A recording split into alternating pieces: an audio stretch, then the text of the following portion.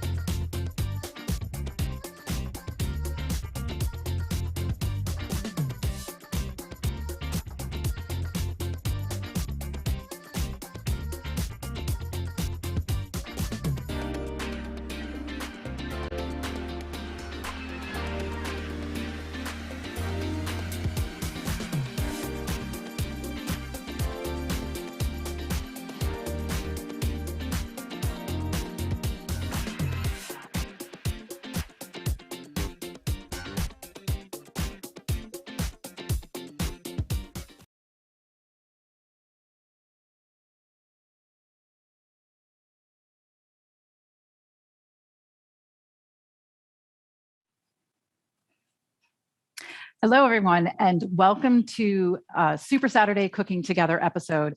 And today is going to be extra special with the community shows coming together for one day. It's a celebration of the year and all of the amazing work that the community has achieved. Here's a rundown of the schedule for today, and all times are in Pacific time. 11 a.m. now, we're going to be cooking with Damyanti Gajjar. At noon, Todd Reynolds live. 1 p.m., Accidental Theater live.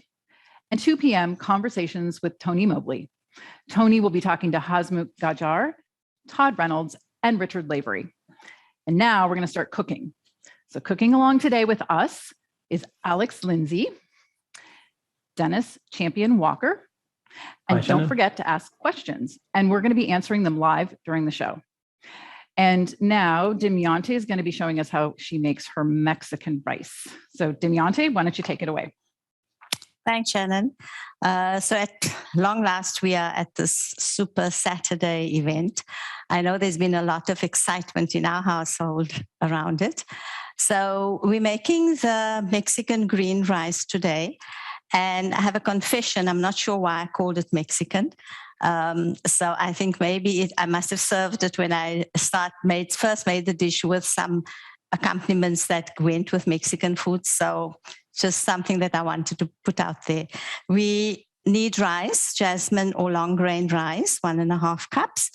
I've got my greens, and I just walked around the garden and picked what I had because it's such a good way of incorporating your greens into a dish.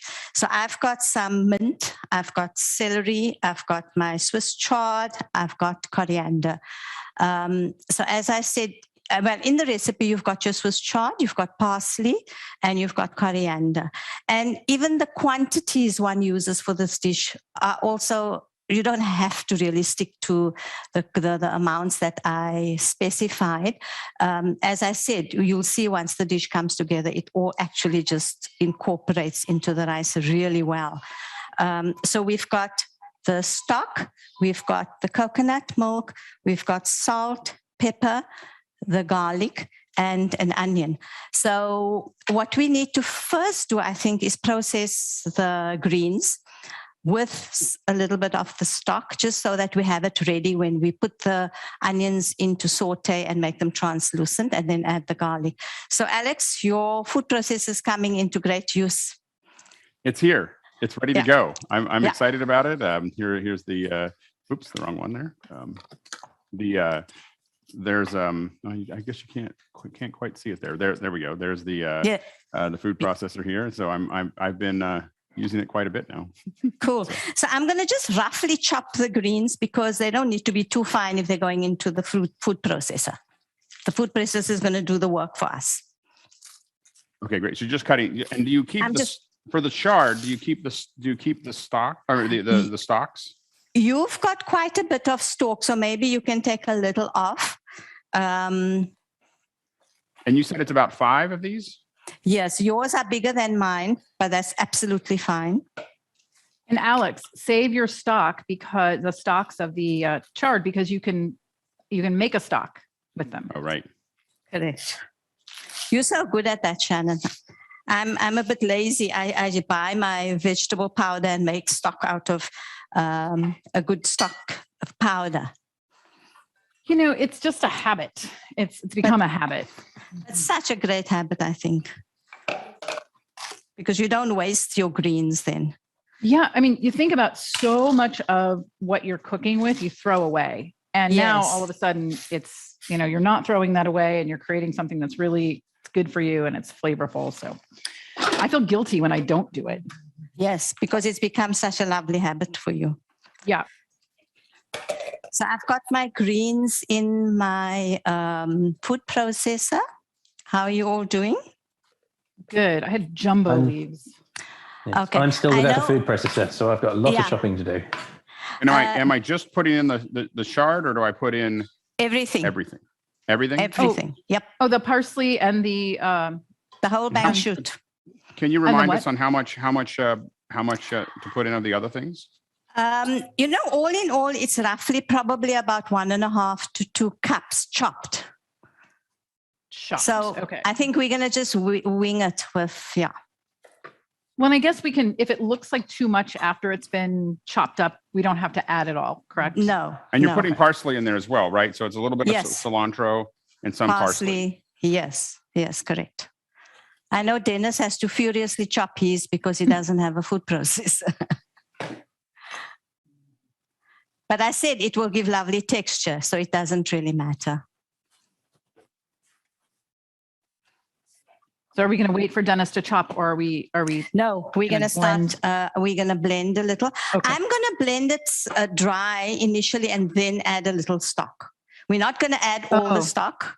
Let's just get it cutting and then we'll add some of the stock to it. Do we pulse it? Yes. I added a little bit of stock already. Yeah, ready. Hopefully that's fine. That's fine. Okay. We'll have to mute just while we're doing this.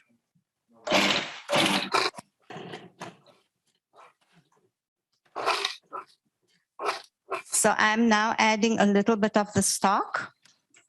Now mine just started. It just kind of stuck. Should I put more? I think you need some stock in there, Alex. Okay, got it. And how much do you add? Add about half a cup.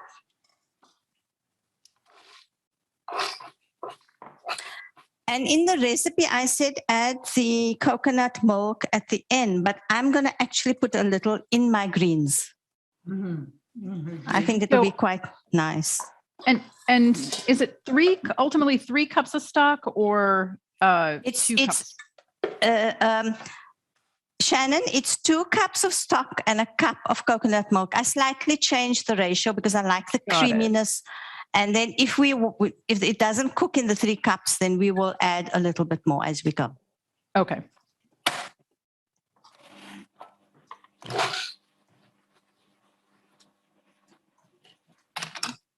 Alex, once you add the liquid, you can, you don't have to just pulse. You can actually let it go because it is going to be nice and fine when it cooks. Unless you want a bit of... Just go ahead and hit on and just let it run? Yeah, just for a little while, not so it's totally pureed. You want a little bit of texture. So is this too much texture? I can't see, Shannon. It's not going to matter ultimately, because then you'll see the leaves in the rice. So I'm ready to switch off my processor. I'm happy with the mixture.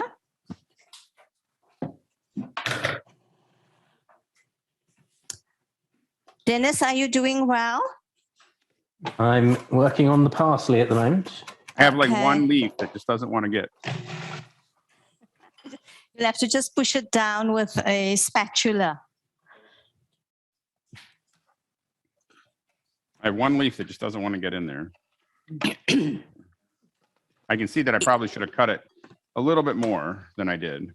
I feel like I want to underpulse, not overpulse. Sure. I feel like if I overpulse, I can't get it back. And I'm curious as to what's going to happen. And maybe next time when I make it, if I didn't pulse it enough, you can adjust. I can adjust. Yes.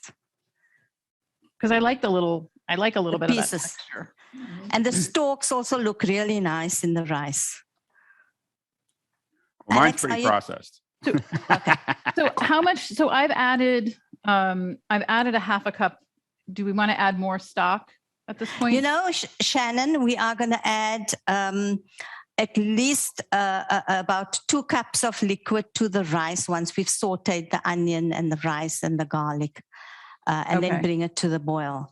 So how much I just wanted to put a bit of stock or liquid in here just to get the machine to process the veggies. Yes. Got it. Understood. Okay. Are we ready to peel and chop the onion? We are. We are. In the meantime, Alex, are there any questions? I need a minute for that. Give me 1 second. Okay. Dennis, would you chopping my coriander now? Okay. Would you like us to wait before we chop the onion? Yeah, I should be done in about a minute or so. Sure. Any questions? I'm working on that real quick. Give me 1 second. Okay.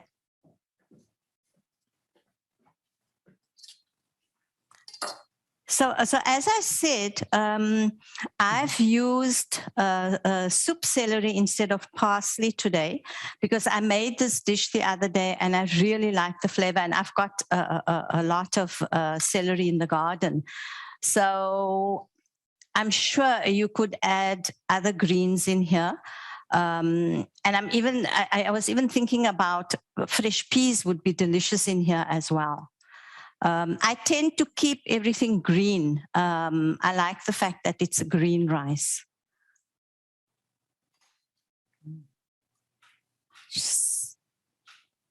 So, Dennis, yeah, you're doing very well with your chopping. Yep, I'm pretty much there, I think. Yep, you caught up with us. Catch all the stray bits. Right, and so I wanted some stock in that, didn't I? Sure. Or you can add the stock and that together once we do the rice, if you want to do that too. You don't have to put the stock in there. Right, okay, I'll leave that until a little later then. Sure. So we're going to peel a onion. And Damyanti, does it matter if it's yellow, white, or red? I'm using a yellow one. Okay. I just think when you're cooking, like you said the other day, the yellow ones do well when you're cooking. Yeah. And the red, I think the red is nice when you're just lightly sauteing it, or even for salad. The white, I must say, I'm not that familiar, but is white mostly used for salad? No, I mean, I cook a lot with white onions. I tend to cook mostly with yellow if I'm going to cook it. Yes. Yes. But and when I make salsas, raw salsas, I tend to use white onion. Now my onion's quite large, and do we want to? Is there a kind of a cup ratio that we're looking for? A cup would do great. Yes. A cup. Okay, I'd probably get more than a cup out of this onion, so I'm going to start with a half. Yes. Yes, that will be good. And we're dicing it. Must I move it? Damyanti, we're dicing the onion. We're dicing the onion. Yes. I don't see Alex. Sorry there, just trying to get these questions up. I have a little technical issue here. Okay. We have one question coming in, and for the folks on the back end, you'll have to move them to my host view. But we have one question coming in. It just says cooking questions here from Kyle Hammond. But for the folks on the back end, you'll have to move those to. I can't see the other ones. So.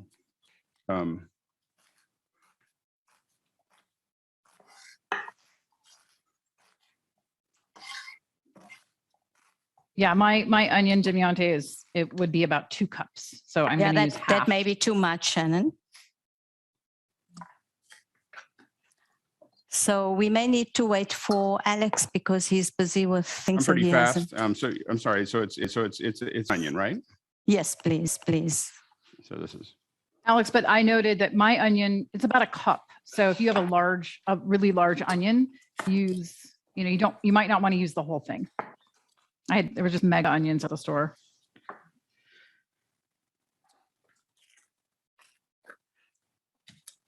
So once we've chopped the onion, I'm going to put the saucepan on the flame with some olive oil.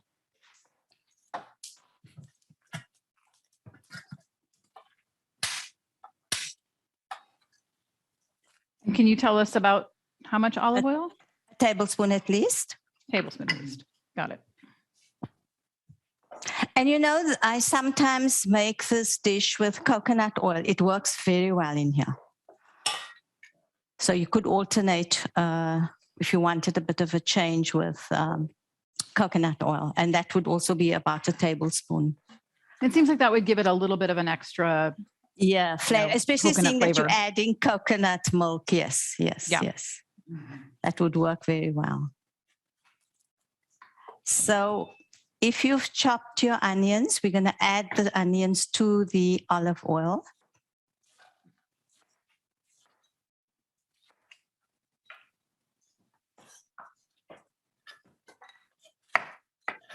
Okay, I'm doing that now.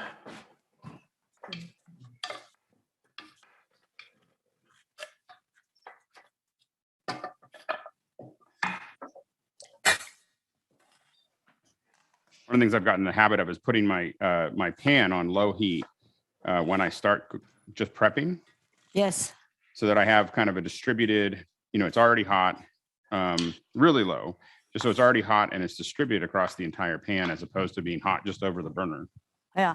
Well, these pots here are called AMC pots. They're stainless steel and they have quite a lovely base that retains heat. So strictly speaking, I would put this on the heat, feel the lid. If the lid is warm, then only put my oil in. But when I'm doing these cook-alongs, I'm using this little gas burner, and it seems to heat far quicker than my glass top stove. So that is why today I thought I'm not going to wait for it to heat up. It gets too hot, even on a low heat. So have we all added our onions? Oh, I see, Alex, you're still chopping. I'm done chopping. I'm just putting them in. Okay. And Shannon, your onions in? They are in and they're sizzling. Okay. And Dennis? Yes, my onions are in and I am waiting for the pan to heat up. Okay, good. We're putting garlic. We're adding garlic when the onions are lightly translucent. And I made some garlic paste, but if you haven't, you need to peel about 3 cloves of garlic. 3 cloves? But I know from past experience that your cloves are usually very big. If they're very big, then 2. It should make a teaspoon of the garlic paste once you've crushed it. My garlic cloves are little again. Oh, okay. It fluctuates. When I made this rice the other day, I found that the garlic was, I couldn't taste the garlic in it. So then I decided that I'm rather going to give a spoon measure once it's crushed. So you have a little more garlic in it. And because the only flavors are the flavors of the greens that you have in here and your garlic, salt, and pepper. And I'm sure if you like mild chilies, you could add some chopped chili to this. It would also work. But I'm not adding chilies. I'm not adding chilies today. So I just wanted to check, Damyanti, if this is enough garlic. You've got 2 cloves, Dennis. Yeah, one of them's pretty big. Yeah, that should work. Yeah. That should work. Yeah. Great. Do you like the taste of garlic? I do. Okay. Yes, I very much enjoyed the bean subsea we made last time I was on. Okay. And I'm getting my onions a little stir so they don't stick. Yes, yes, we need to brown. just, yes. And Lower your heat if you can, Shannon. Yeah. Then, Alex, you had a question?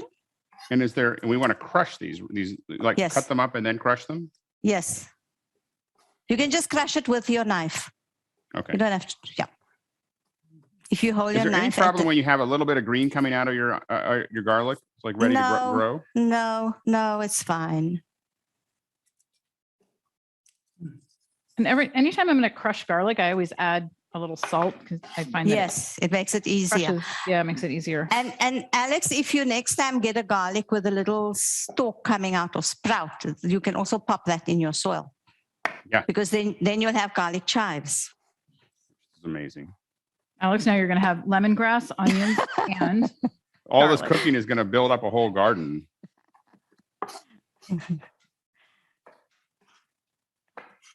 I got one of those hydroponic ones that I was given it for my birthday, and it first started off. I was like, oh, these are just a handful of seeds, and now it's become a thing. I got to figure out how to use all that basil and dill. Oh, you'll have to make pesto. Yes. Or dry it. Get a food dehydrator, Alex. Right. Actually, Alex, you could next time add basil in this rice. Sorry, say what? You I could add add some a bit basil of in the rice? basil. Yeah, yeah.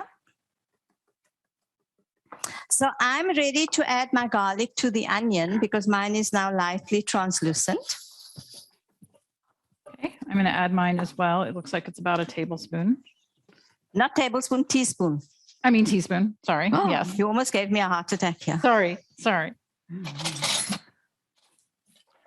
Sorry, a teaspoon of, say that Measure again? it just in case. Just to keep some proportion, yes? But you said a teaspoon of the garlic? Crushed garlic, yes. But if So you really here's like my- garlic, we could put more in. Here's Sorry, my what? onion, Damyanti. Yes. You can saute it a little more, Dennis. Mhm. Before saute it a little more before you add your onion, your garlic, if you haven't added it. And we have a question from Roscoe. He says, do you have a favorite olive oil, virgin, refined, or pure? I'm using virgin. Mhm. I'm quite fortunate. There's a producer who actually delivers a 5-liter to my door. So I'm very, very. Wow. That is luxurious. It is, and it's a very, very good quality olive oil. And I sometimes wonder, is she doing me a favor? Or is this a regular business practice? Because it's one of the top 10 best olive oils in the country. So I know I'm getting a good product, but this person is so sweet. She actually delivers it to my door, and she doesn't live close by. Wow. While this onion is on a low heat, in fact, I've switched mine off. We can wash the rice because we're going to add the rice to the onion and garlic now. And that was 1.5 cups of rice. Correct.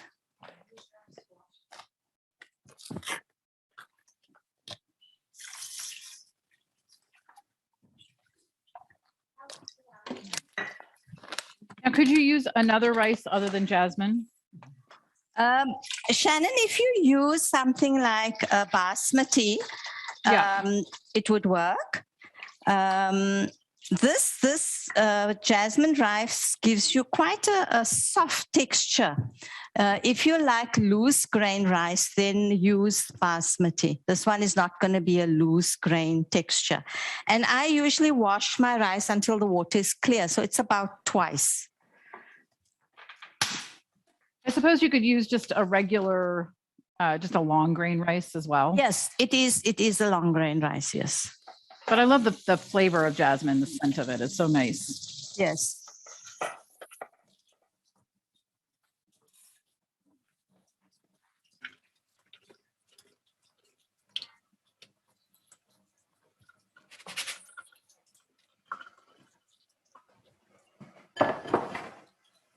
So once you've washed the rice, you can add it to your onion.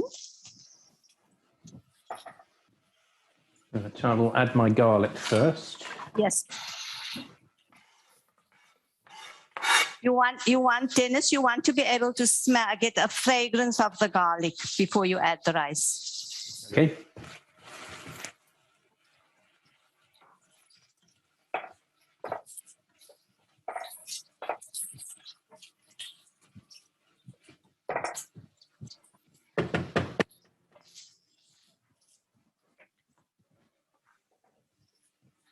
Okay, we're adding the rice.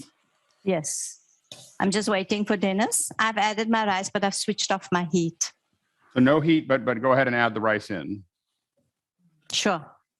You can keep a low heat. I'm just waiting for Dennis to add his garlic. My garlic is in. Okay. Can you smell it? I'm beginning to, yes. Sure. Then you can add, then we can all have our rice added to the And saucepan. should we just kind of mix it around with everything else? Yes. Yes, please. It's almost like you're making risotto. And can you talk about the reason for washing the rice? You know, I think it's in packaging. Sometimes you do get a little bit of fine dust, but other than that, there shouldn't be any reason for washing it. Okay. If it's very clear, some people feel that there's a bit of starch, and by washing it, you're getting rid of that. Yeah, I find that if I wash it, it seems less starchy. But then I use a lot of different types of rice, so Yes. I haven't really thought about the result after a certain type of rice. Yeah. I mean, when you And wash should we have it. added any more of the broth or? So now, once you've added the rice and stirred it into the onion, we're going to add all the processed vegetables and the broth. And should we add one in front of the other one? We can add it all together. It doesn't really make a difference. Okay.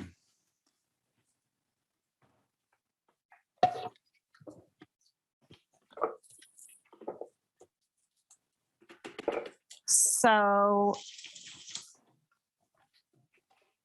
That's all of the vegetable stock going in now, yeah? how many cups have you got, Dennis? Well, I don't have cup markers on my jug. It's about 400 milliliters. 400. So let's just put most of it. Keep like a quarter of that aside, because I'll tell you why I'm asking you to do that. Some rice will absorb more or less than other rices, so it's just that you don't want a stodgy rice at the end of the cooking. So you can rather add later on in the process. And approximately how much, at this point, how much of the coconut and vegetable broth should You be mean added? the stock? So you can add all the, I'm adding all my stock in my broth because I measured a little less than the 2 cups that I mentioned.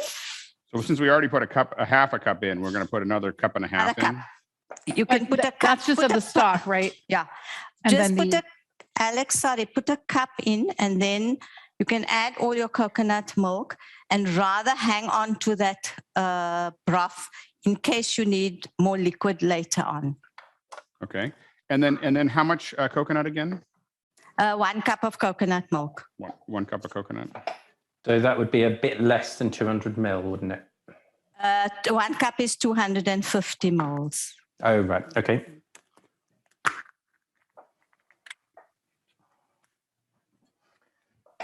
And then keep your heat at a medium temperature.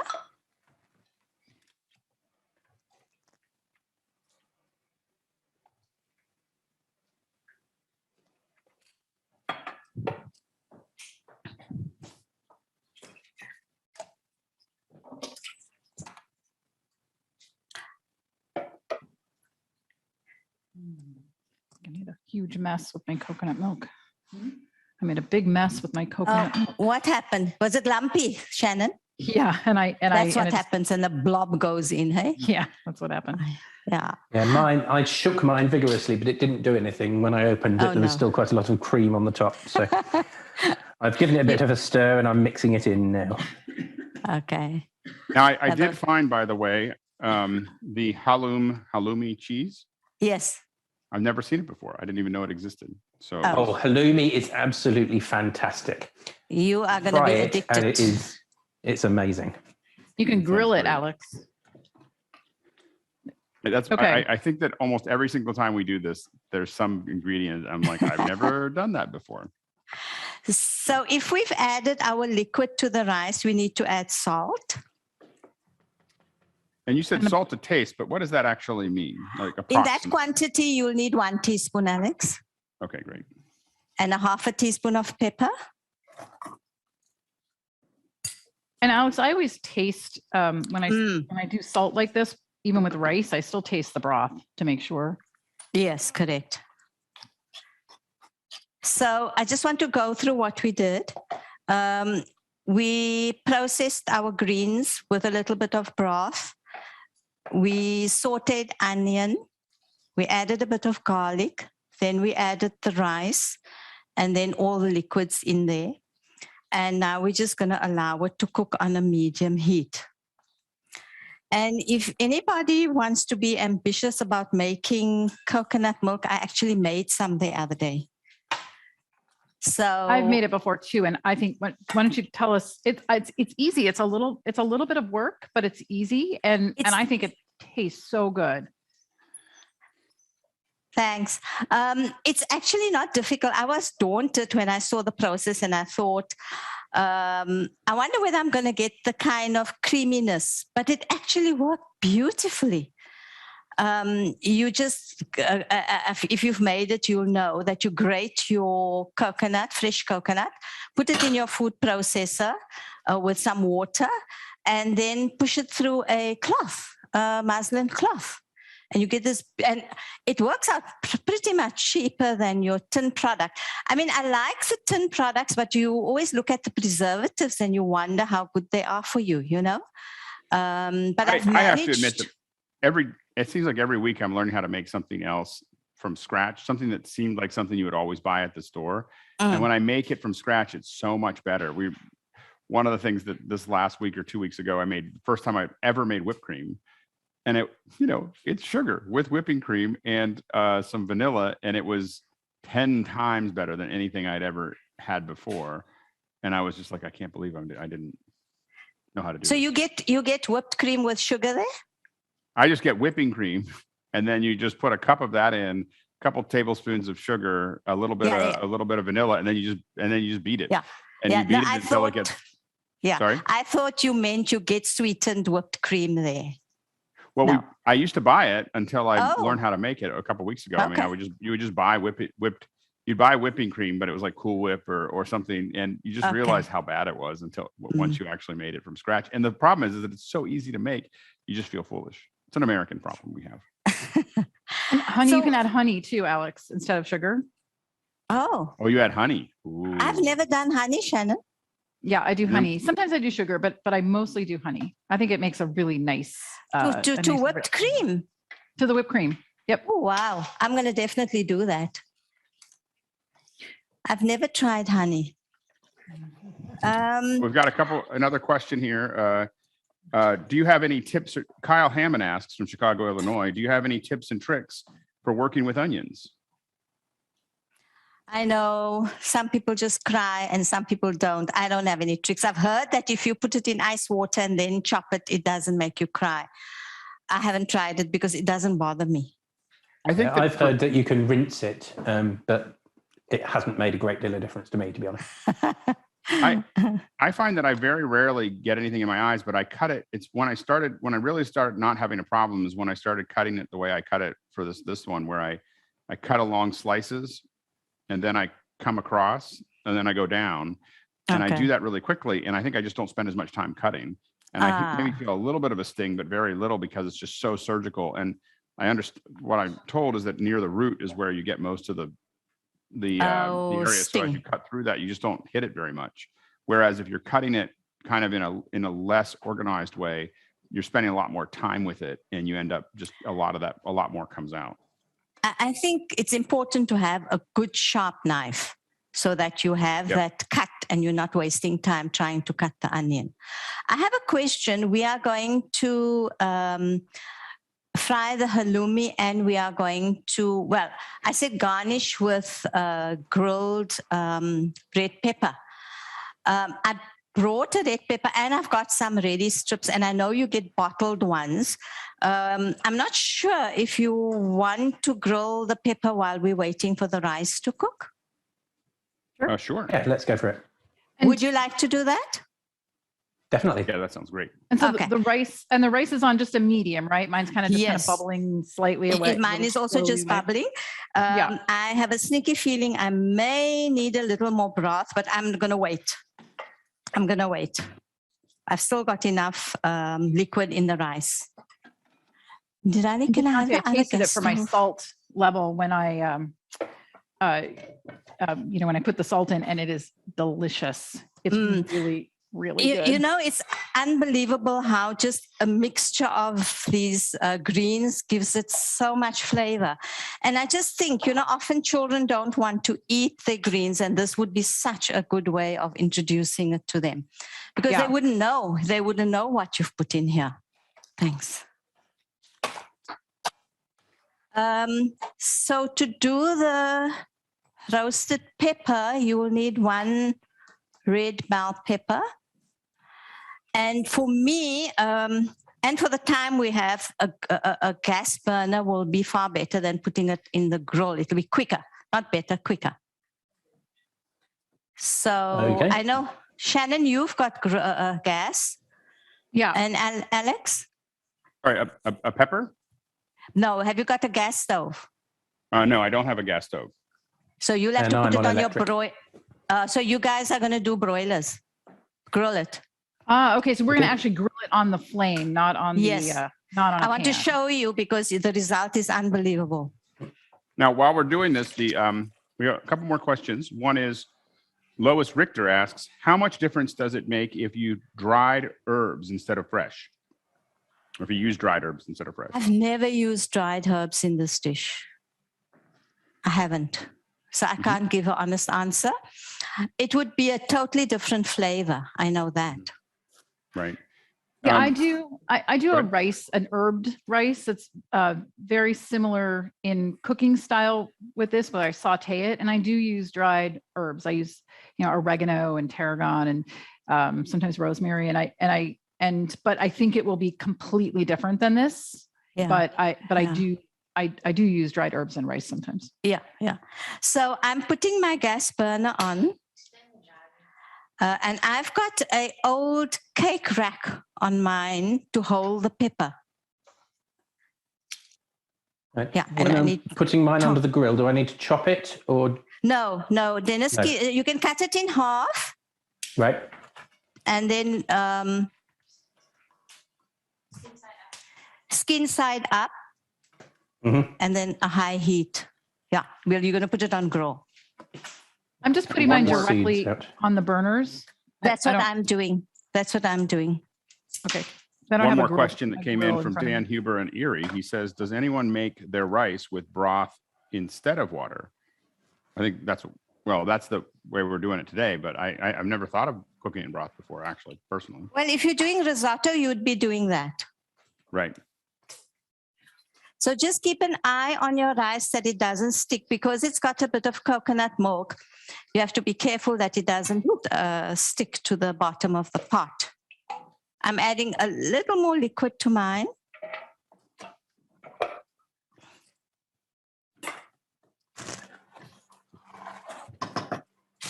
Oh, it's smelling fantastic. Yeah, doesn't it? Great. Oh, Lord. So if you see, when you're doing this on the gas, it'll start becoming the skin becomes quite black, charred. Ooh, very charred, yep. And that's absolutely fine. That's what you're looking for. Another question is from Keenan Campbell in Princeton, Illinois. He says, what is your preferred type of rice grains? Maybe more of a general question there. I like using this jasmine rice most of the time. I do use basmati. We get brown basmati in South Africa and white, and the brown is delicious. It's got a lovely nutty flavor. I find it, because it takes long to cook, I tend to soak it overnight in cold water and then cook it the next day. How much does that reduce your cooking time? I've never done that before. By at least half an hour, Shannon. Wow. Yeah. That's a really good tip. Yeah. So I tend to do that. In addition to basmati and jasmine, I also have this red rice and black rice. Yes, I've got red. Red is lovely. It's very nutritious, apparently. Yeah, and I find these are really good with a little bit of sauteed vegetables and an egg for breakfast. Oh, yum. And Alex, do you mix them? Because they're also quite nice when you mix the different rices. Yeah, absolutely. Oh, is Dennis showing? I wanted to show you how mine's coming along. Do I want to put more liquid in it? I think so. Dennis, just check that it's not sticking at the bottom of your pot. Yep, I've given it a stir. Does it seem fine? It does. This is what mine looks like. How does that look about right? You're fine because I think you don't need any liquid. No, I think if anything, I might have a little too much. So we'll see. But it'll probably absorb in the rice. Yep. So do I want to add the rest of my stock? How much have you got, do you think? Another 100 ml. Yeah, add it in. Okay. Yeah. There it goes. Damyanti, I'm just kind of slowly turning this pepper. Yes, so am I. Yeah. Okay. And can I if I don't have a burner, should I just cut it into slices or just something to kind of saute it? Do you have a grill or what's called a broiler in your oven? I don't have one here, not for today. Okay, then it's fine, Dennis. Alex, we can just put it's just for a garnish. It's just because when you have the red, it looks so pretty against the green rice. And I mentioned halloumi. For garnish, you could use feta. You could also use paneer. Any of those cheeses work really, really well. Are we going to grill the halloumi? Shannon, I haven't. I just did it on a non-stick pan, but I think grilling would be great. Right, well, I think I'll use my pan. Should I grill or should I saute? Pardon? How much halloumi should I cook? How big is your block?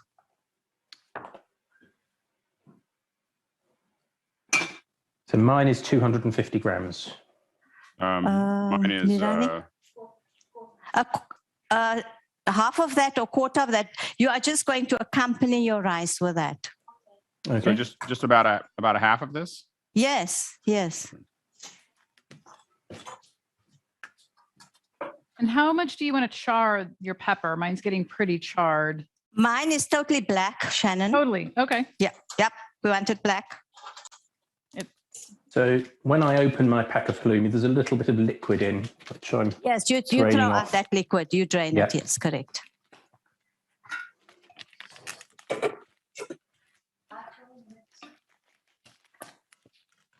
think I might need a little more liquid in mine. Okay. My rice is almost cooked. I'm going to lower the heat as much as I can.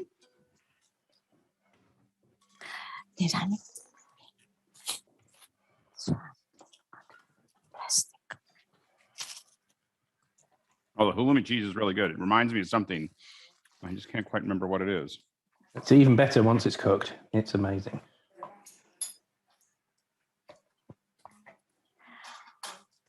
I just want a clear plastic. So if, Shannon, once you've got your pepper completely charred and it's black, I put it into a plastic bag. Okay. Have you done this before? I have, but it's been a while. But yes. Okay. Did I need a frying pan? We have another question coming in from Tony Mobley. He says, what is the recommended time that you invest in perfecting a recipe? Oh, that's a difficult question. I think what I tend to do is if I read a recipe that somebody has, sorry, before I answer that, this is what my pepper's looking like, totally black. That looks amazing. And then I'm going to pop it into a plastic bag and just close the bag completely. And by doing that, it allows the skin to come off more easily. You're almost sweating it in the bag. Mine's dripping a little bit on my. I don't think I've ever charred a pepper quite this much. Oh, I always do it till it's black. Yes. Okay. Yeah. So usually if I see a recipe and I think that I really like the ingredients or it talks to me, I'll make it exactly like I've read it, whether it's in a book or whether it's on the net. And then I tweak it. I tweak it to how I want it. So that's how I approach, I think, a recipe that's new to me. A lot of the other traditional foods are recipes that were handed down from my mom or family, and you tend to adapt it to how your family eats. And I find that that's the way it works. Dennis, is that your rice I'm seeing? Or is it? No, I think that's Alex's. Alex's rice. Mine. Okay. This is the extreme close-up of the rice. But it's looking fine. Yeah, it's starting to look great. Here's mine. Okay. Dennis, do you need more liquid? It's bubbling a bit. It's looking perhaps a little drier. I could add a bit more coconut milk, perhaps. Yes. Okay. I think this is too dry, Damyanti. Can you see that? Yes, you need to add too dry. Okay. I've added half the remaining coconut milk from the 400 ml. Oh, lovely. Can. Yep, that's good. That in. That's good. I think the other thing that I would say, I think for me, a recipe I would say a lifetime, because I feel like every time I make something, I'm experimenting. You know, like I rarely have, I mean, I always am tweaking something like, oh, I'll try this, or I'll do this, or I'll do this in a slightly different way. Or I mean, I think that I make a very similar breakfast every morning, but I probably make it, I've never made it the same way twice. Right. And I think that's great, because then you don't get bored of what you're eating. Because I eat almost the same thing, but I'm always tweaking it. Like, oh, I'm going to have a little bit of this, or I found a new vegetable I want to put in, or I want to do whatever. And I'm constantly, and there's some days that are perfect and some days that are, you're like, okay. So. I'm gonna do my halloumi in a non-stick pan with no fat, because the halloumi has enough fat in it. But Shannon, you said, are you gonna grill yours? Yeah, I'm gonna do. Cut it into strips. I've cut it into strips. Yes. Oh, you have. Okay. So I'm going to do that as well then. I have a grill pan that I don't have out. And so what I would do typically is just put the block on a grill pan, but I'm going to try your way in some strips. Oh, so you do the whole block, Shannon? Do the whole block. Oh, and wow. Grill it up. And then cut it. And then cut it. Yep. Okay. And I usually serve it on a little platter, and then you can just cut it off and eat. And what do you serve it with usually? Some bread or crackers. Okay. Because in our family, we quite like it. We get something called a sweet chili sauce. I don't know if you get a sweet chili sauce in the US or in England. Yeah, we have a I mean, I don't know if it's the same sweet chili sauce. We do in the UK. What am I seeing? This is what I use. Okay, so it's not very hot, the one we have in South Africa, and it goes very well with halloumi. That sounds great. I'm going to try that. Yes, I sometimes put halloumi in a salad. The other day, I tried making, so this is ours. This is the South African sweet chili. I don't know if the camera is showing. Yeah, there we go. So the other day, I decided that I'm going to make some sweet chili sauce, not realizing how hot my chilies were. I couldn't eat it. I just couldn't eat it. It was so hot. Wow.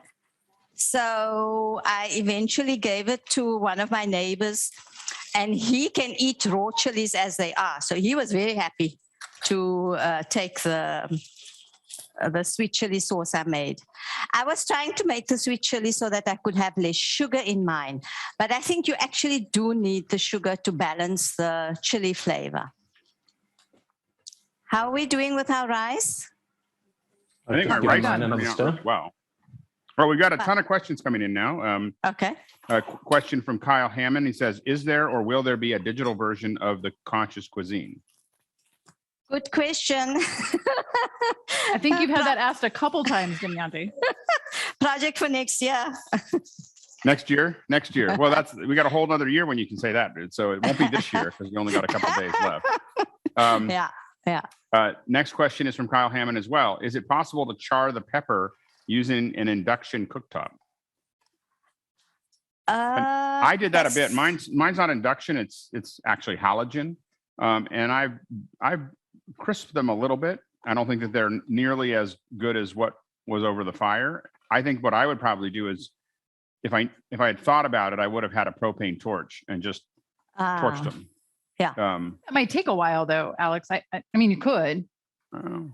Okay. I'm Shannon. You and I have done ours on the gas burner. What I do next is I wash it under the tap so that the black skin falls off, and then I trim it because I'm looking at the clock. We need to plate pretty soon. Okay. And this is very hot.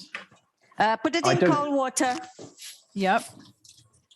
And then another question from Lois Richter, and she said, when someone is allergic to capsicum pepper family, what would you suggest instead? I would just put roasted tomato, because I'm looking for color with the green rice. Right. So roasted little rosa tomatoes would work well. And Keenan Campbell asks, what is your inspiration when creating these dishes? I think I just have a passion for cooking. Right. I've had my astrology chart done by someone, and he said I do have that particular characteristic in my chart. Right. So maybe there's some truth to that. Dan Huber from Erie asks, have you charred other peppers like jalapeno? No, I haven't.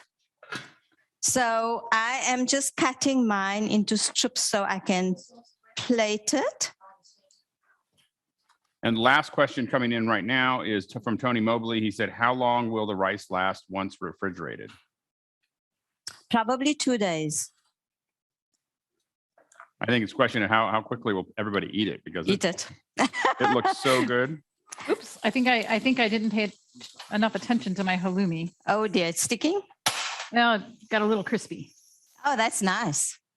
Okay. Good. Yeah, my pepper skin hasn't blackened because obviously I was doing it under the electric grill, but it's coming off okay. Right. I think I need to turn my halloumi over now. This halloumi is so good. I it's funny. I was asking Shannon last night when I was shopping. I was like, do I really need this? And she's like, I don't know if it's really part of it. But I was like, I'll get it, because I'm just going to trust Damyanti that this is a needed part of the thing. And so good. So that was a good move on your part. And Damyanti, I love that you are paying attention to the colors when you're plating, and I think it's so much a part of eating is what you're seeing. When you study Ayurveda, it's just something that is so important, that you actually don't just eat with your mouth. Your first experience of food is sight. When you see something, actually I lie, the first experience is taste. Not taste, smell, because when you walk into an environment where somebody's cooking, it's the smell that hits you first. And the next is the sight. So you're eating with your eyes, you're eating with your tongue. It's also when you're sizzling somebody, it's the sound, or when you're crunching on something. So you're using all your senses really when you're eating. So I think to visually make something attractive is quite important. Probably the other part of that is then to take the time to actually sit and enjoy. I know often when I'm really busy, I'll eat as I'm, walking around and, just grab something. And, we all have to do that sometimes, but when we can take that moment to just take those few minutes just to enjoy it and look at it. But I think it's critical, Shannon. Sorry, that's my opinion, that when you eat, you need to sit down, be quiet, actually taste what you're eating, because then you're actually experiencing the different flavors and actually the intention in the cooking process as well. Yeah. So I think, are we ready to plate? Yes, we are. What's the plan? So I'm just waiting for my halloumi to brown a little more. I had to tip some of the liquid out of it because liquid came out of it as it cooked, and it wasn't going to brown. Okay. So we've only got a couple more minutes before we're jumping to another part of the world. Each one can actually plate exactly like they'd like to. I've sort of molded my rice in a little bowl, and I've got my peppers.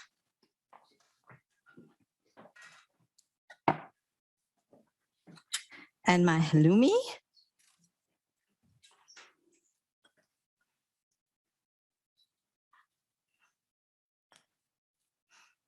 And you put the halloumi on the side? That's what I'm doing, yes.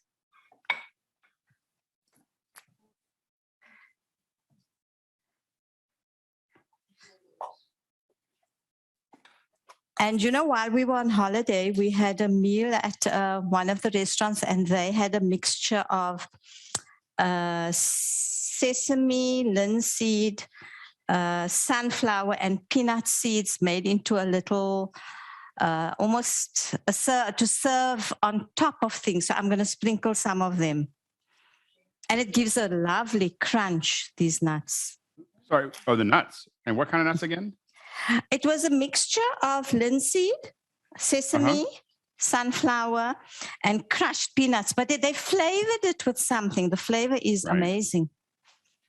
some reason I was thinking when you said nuts, I was thinking, I bet you pine nuts would be really nice, like roasted pine nuts. Yes. But this is something I bought. I didn't make this. I just like the flavor because you could sprinkle it on salads or roasted veggies So that's our green rice. Sorry we're rushing like this, but I'm just trying to keep time.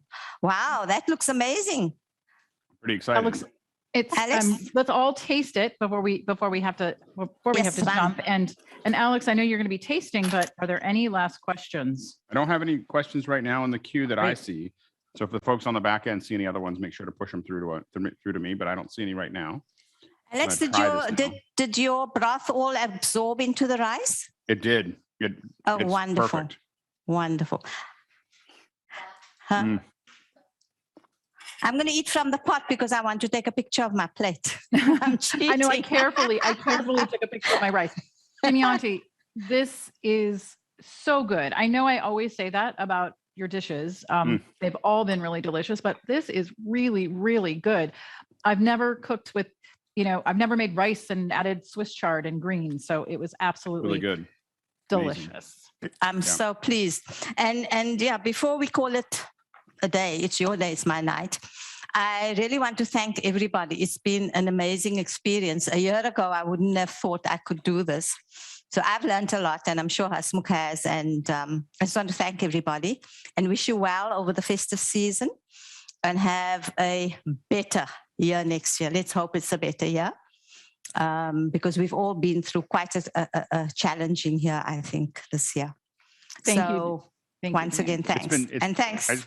It's been so much fun. I realize it's been almost a year since we did our very first one and together. And it's been such a great experience. And I feel like I've learned so much from you. And I feel like I'm exploring so much more of food. And what's interesting is that I know, you don't have a hard, you don't say a lot of things about meat or not meat or whatever, but I am finding that as I get better at cooking vegetables, I just feel like, I just really feel like a vegetable dish. I'm realizing that I filled that gap. There's like always a meat thing. And now I'm realizing how amazing, vegetarian dishes or vegetable-based dishes can be. And I just want to thank you for that. It's really been great. No, absolute pleasure. I find it actually so rewarding to share. I enjoy doing that. So that's wonderful. Dennis, yeah, and it doesn't just have to be a side. It can be your main dish, right? It's. I think a lot of times we think of a vegetable as just as a side. So all of these vegetables have been really, really delicious. And yeah, whoever's watching there, remember that my book is available in the US at DVE store. So these recipes are all out of the book. I cook out of the book. And I was curious to know, Dennis, how did your rice turn out? Oh, wow. That looks great. Lovely. I'm pleased. And do you mix the sour cream in with the rice? Or do you dip? Yes, a bit of sour cream on there would be good. And I think because I call it Mexican rice, maybe next time we must add beans to it on the side. Right. Mexican beans. There's another breakfast, Alex. Yeah, absolutely. Sounds great. Okay, guys, great. It's absolutely delicious.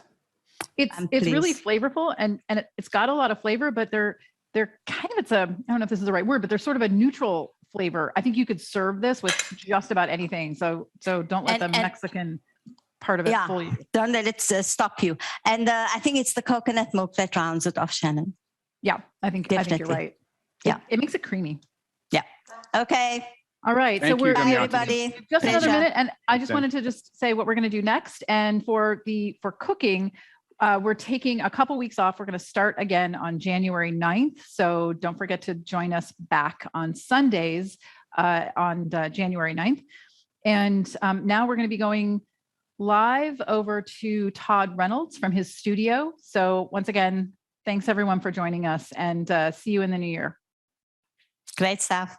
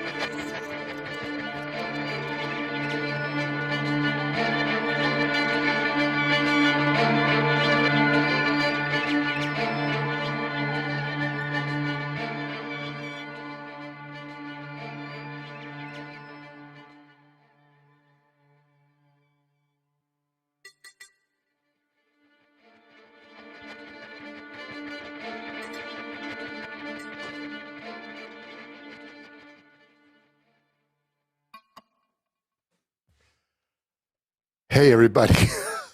I got so many foot pedals, I don't know what to do with myself. Hey, welcome to ToddReynolds.live, especially all of you who are here as part of Super Saturday. Wow, I have no place to put anything. Hold on. There we go. Better now. Hi. Today is December 18th. And welcome you all. Want to make sure I get to the chat here and say hi to everybody who's hanging out with us today. Thank you for being here with us. Let me see who we got. Let's see. Oh, Glenn Cornett's here. Thank you for all your kind comments. I'm not sure if they're actually coming up on screen or not. Maybe it'll happen here. Hey, there we go. Paul Moon. Hey, Raymond Helfrich. Thank you so much. Yeah, this is great. And lots of folks here. Keith Harrison. Hey, thanks for being here, Keith. Chad Lafarge, Jared Ratcliffe, and Glenn Cornett is here as well. Fantastic. Wow, look at all these folks. So great to have you all. Brett Armstrong. Tom Richford says, wash hands. I don't know how things are in Amsterdam. I have this feeling that they're starting to get hand washy all over, aren't they, right? Guy Cochran is here. Man, we have got a lot of folks behind the scenes. Ike Potter from Hanover, Germany. Thank you for coming, Ike, today. And today's Super Saturday. Any of you who are on this stream probably know that I hang out with a bunch of folks quite a bit these days, and we play as hard as we can on making streams with everybody kind of flung to the far winds. Today we've got on sound Mickey Makachor in Manila, the Philippines. Also, just everybody take notice of the typhoon that hit there. I saw some pictures of airport hangars and stuff in an airport near where Mickey used to live. There's some devastation there, so we need to send our good wishes and our coin to to folks in the Philippines. Mickey's from the Philippines. Isabel Holmes is literally 20 feet from me, right across the hall. Aaron Huslage is in North Carolina. And let's see who else we got. Jim Hankins in Detroit, who's kind of making all the bits flow. And Tlaloc Lopez Waterman, you'll see his work in a little bit too, is with us. And today we started out with my dear oldest friend and collaborator, Luc Dubois, who teaches at Brooklyn Polytech. He's one of the developers in Max MSP and Jitter, one of the software programs that is a standard in the industry. And he was using that today and will be as well. I'm going to focus next in a way that Luke and I have worked for 20 years. We've used some of this imagery. What's really unique about it is that with just a small amount of controls, Luke is able to make a great amount of visual art in real time. So we're going to play for you a tune off my record, which is called Outer Borough. Hey, Joe, how you doing? Yeah, the string graphics were awesome. That's great. Yeah, that's one of the things that Luke's been doing the past few years. Just kind of this particle stuff that just blows my mind. I love it. So we're going to do Icy Sleeves of Green. It's on my record called Outer Borough. And I haven't talked about this much this year. I probably should have talked about it more, or could have talked about it more, but this is the 10th anniversary of Outer Borough. It was my first record and my only real, long-term album to date. It's a double CD, and it's available on Bandcamp and, of course, all the places you would expect it to be. And you can find it also on my website, which is toddreynolds.com or toddreynolds.live, where you can also watch these streams as well. So anyway, thank you all who are here. I'll get back to playing. Just let me make sure that I'm not missing anything. Oh. Dennis Champion Walker says, "Hi, Todd. I'm eating the rice I made on the cooking show while watching your stream." So let me talk about Super Saturday for a minute. I'll mention it later as well. But today, all of the shows that have gotten birthed as a result of this thing that we call office hours, you can go learn more about it, officehours.global. It's a group of folks who meet constantly and talk about and push technology, especially with streaming and streaming and live event production. So today there was the cooking show with Damyanti Gajjar, which just finished, and they made Mexican rice. Yes, you can see it. You just go to officehours.global. You'll find the videos there. You can also go to Alex Lindsay's YouTube channel and find it there. It's all broadcasting right now, and we'll continue to be there. And then after our show today, we'll go to Belfast, where some of this, remote stuff on office hours originated with the Accidental Theater. And then after that, we're going to join Tony Mobley, Conversations with Tony Mobley, for a special show, just talking about what we've learned this year and what we've done, all the things, all the experiences that we've had coming together as a team to make stuff work. So that's it. So that's our team behind the scenes. I don't think I missed anybody. Manolo Lozano, who's switching the show from London and who actually built the switcher that is kind of making sure that all the camera work that you see is working. He's in Swansea in the UK. And let's see, I've got equipment here, that a whole bunch of it, and everybody's in my house. Everybody's controlling my gear for once instead of me controlling it all myself. So anyway, that is kind of what officehours.global is about. So we're going to go on and play Icy Sleeves of Green for you, and then we'll take another gander at the chat, say hi, and play some more.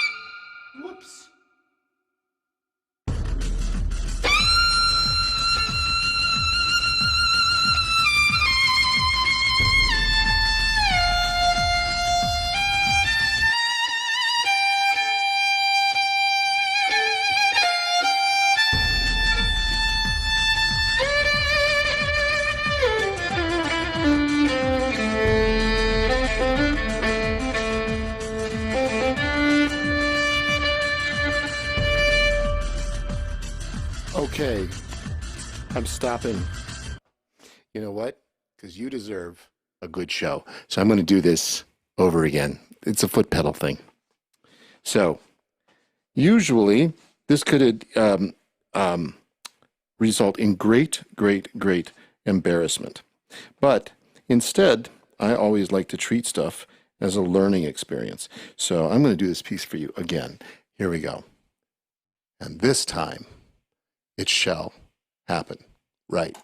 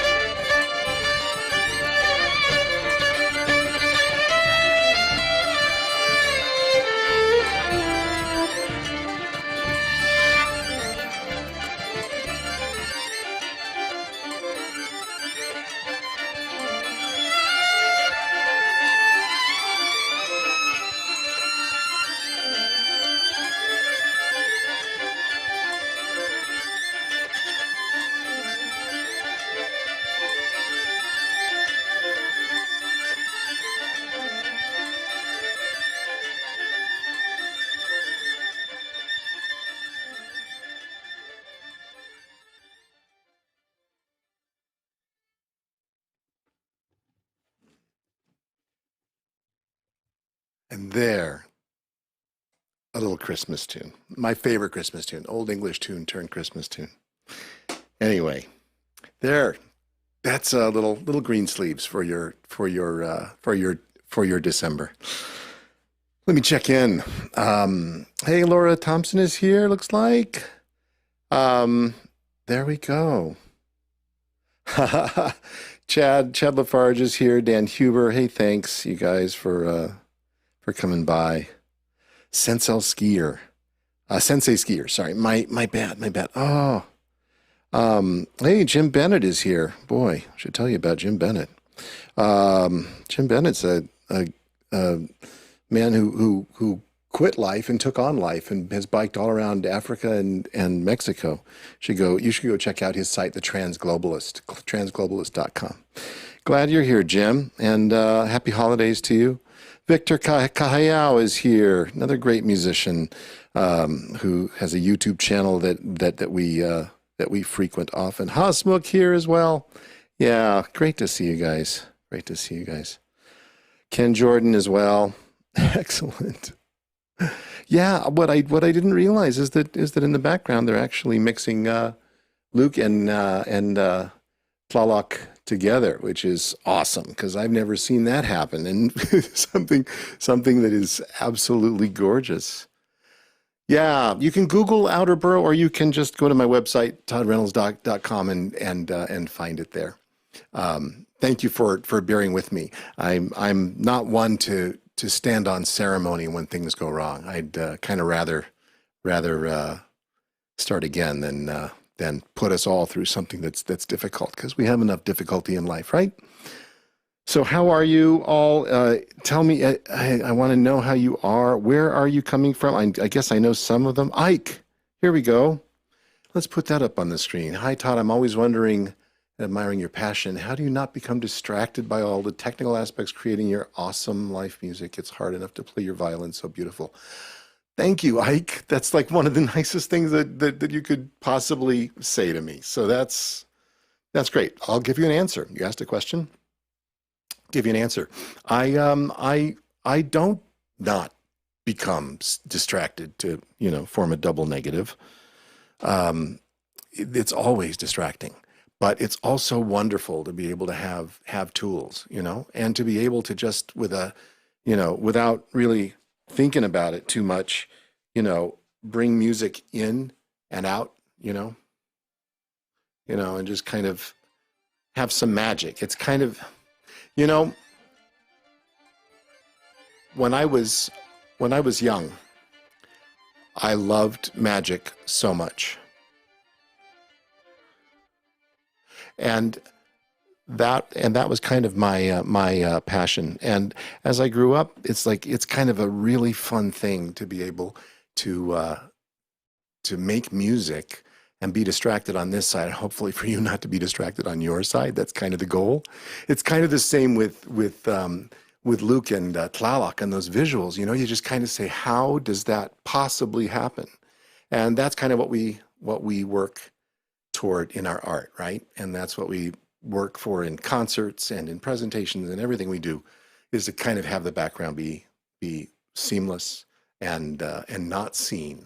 So it's times that it gets seen. It can be kind of interesting and fun, but believe me, plenty to do here, plenty to do to be distracted by. Loving the show. Thank you, John Idelson from Monterey, California. Thank you so much for coming today. And Dan says that I get so much out of that viola. I should play some viola for you sometime, because I have one that's right down there on the floor. How about next stream? I'll play the viola. I even have something that's deeper than a viola. Here, anybody have? Hey, Ruth Mendelson, great to see you. Anybody want to hear something like completely naked and unadulterated, or maybe you have a request for something? Hey, Tommy Shantz, thanks for coming today. Great to see you. Let me grab my other violin here. Hold on. This is something that I didn't plan, but it seems to me it might be cool. Matthew, great to see you.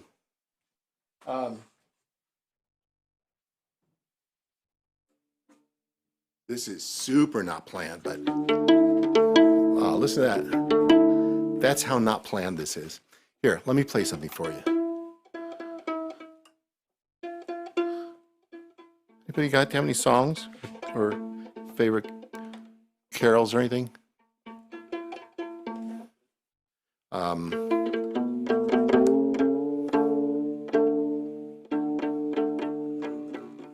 End of day. So Isabel Holmes says, end of day. Well, that's not going to happen.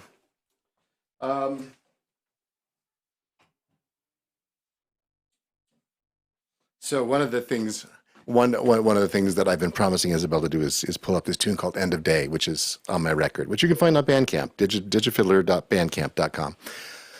But yeah, the low violin's not going to get played today. It needs a new G string all of a sudden. All right, so we'll go on and we'll go on and play regular violin for you. How about that? So I guess we're this whole day we're kind of going to mix Tlaloc and Luke, who have never met in person, who have said, I think, 2 sentences to each other today, because there's so much going on behind the scenes as we work this out. So this is another kind of amazing thing to see people work together who've never met, and I love it. I love that so much. Here, let's see what we got here.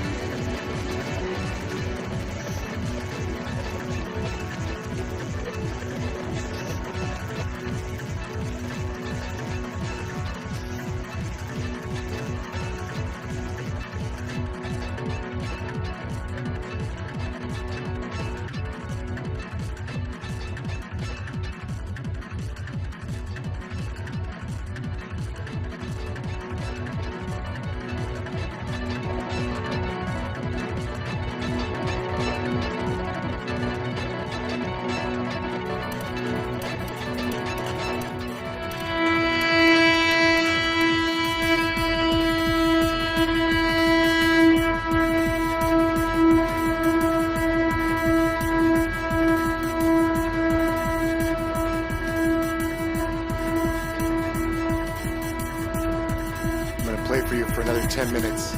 But before I do, I want to tell you, we'll put the Office Hours YouTube channel in the chat. We'll put all the links we can think of in the chat. And anybody who's not here from Office Hours, go check out the other shows today. Accidental Theatre in Belfast, Northern Ireland, coming up in the next hour. Then Tony Mobley, an hour after that. Thank you for coming today.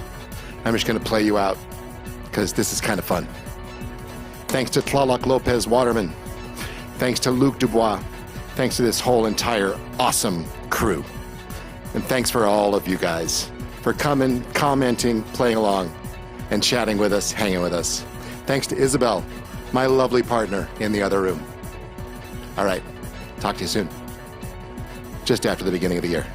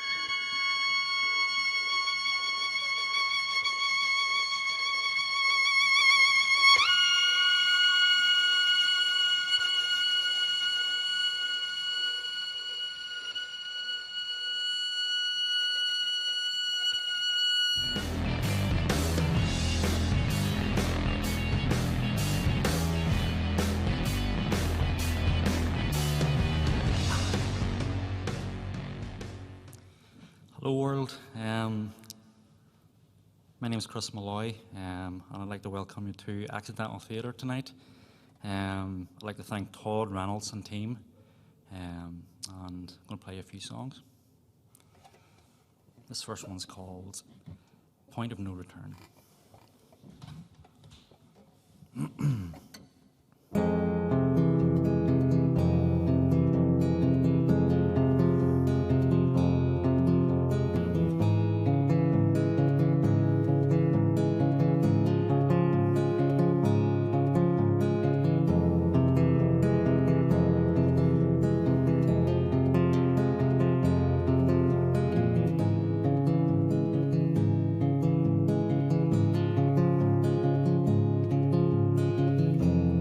I know that it's going so badly. You know that we do it again. The wolves are coming, looking something to chew on. I feel, you feel the killer electricity.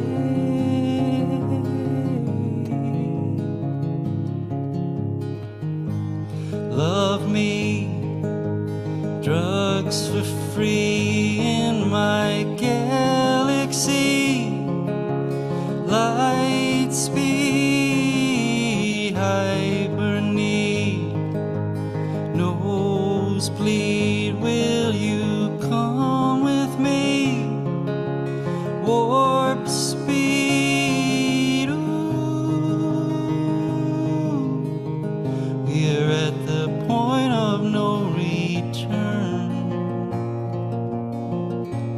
Look how fast we're coming in,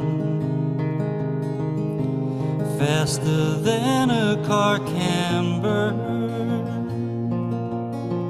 beyond the point of no return. Ooh,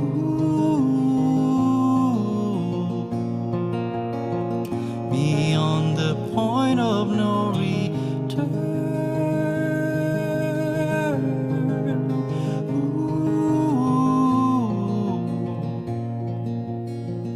Beyond the point of no return.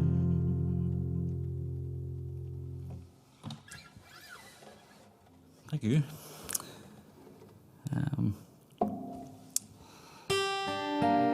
That song was the title track for an album that I released a couple of months ago under the name of The Zang.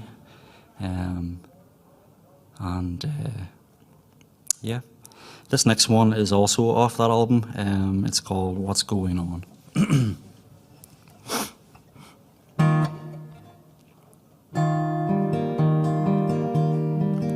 Wanna look a little deeper and see what's under the stone. Wanna tell you all my secrets, but they'd leave you chilled to the bone. Wanna tell you that I love you, but I can't get you onto the phone.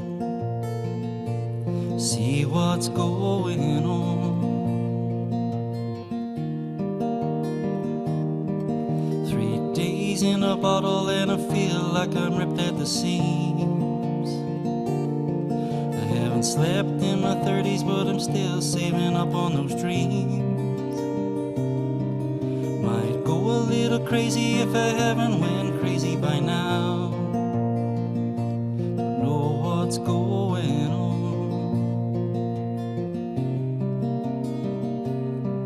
I don't know what's going on.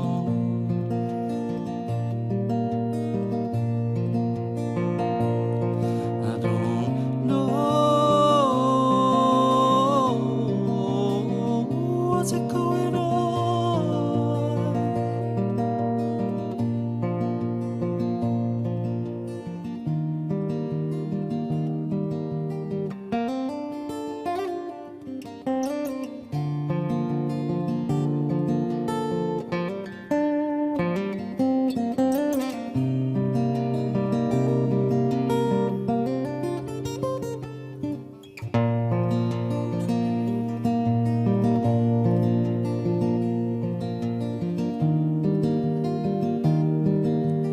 Beauty in a smile that a mother would give to her child. Been so caught up that I haven't seen the light in a while. Trying to find those holy moments and see what's going on.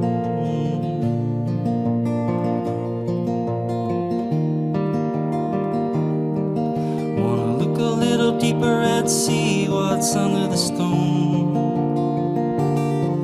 Wanna tell you all my secrets, but they leave you chilled to the bone. Wanna tell you that I love you, but I can't get you onto the phone.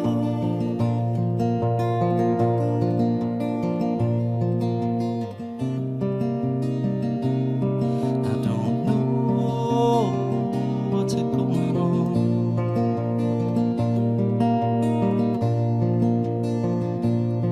I don't know what's going on.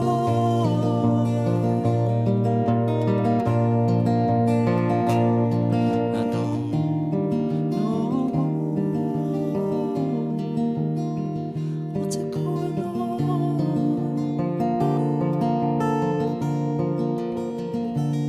I don't know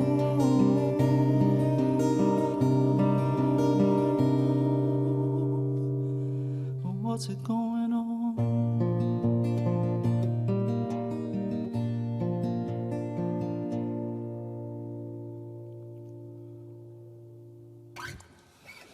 Thank you.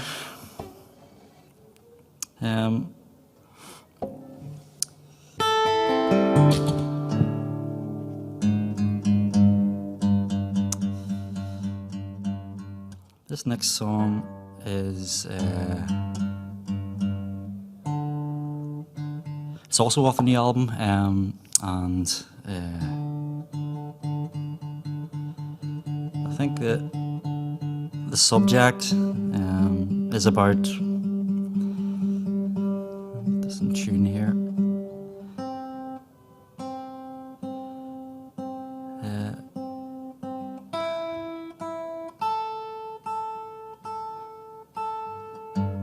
Ironically enough, it's about being present, you know. And I guess I sort of feel like I've been like, you know, either living my life in the past and like memories, or fantasizing about the future, and never really being sort of present in the moment. And so I wrote the song about this, and about home, and about someone that I really care about and love, you know. And yeah, sure, in a moment, I guess. It's called You, Me, and the Birds.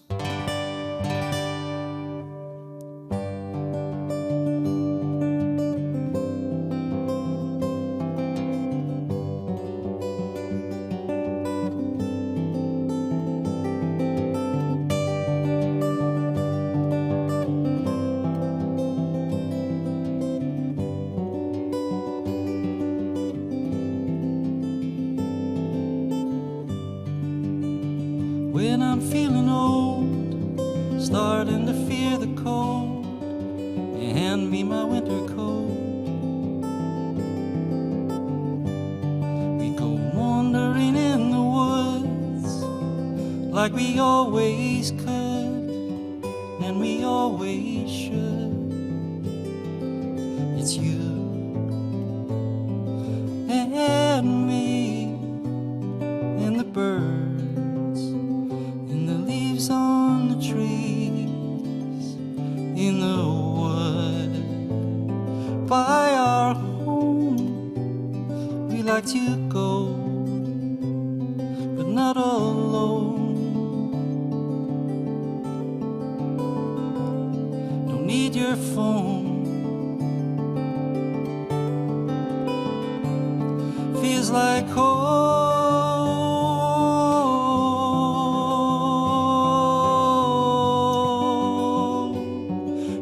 Like home. You and me and the birds and the leaves on the trees.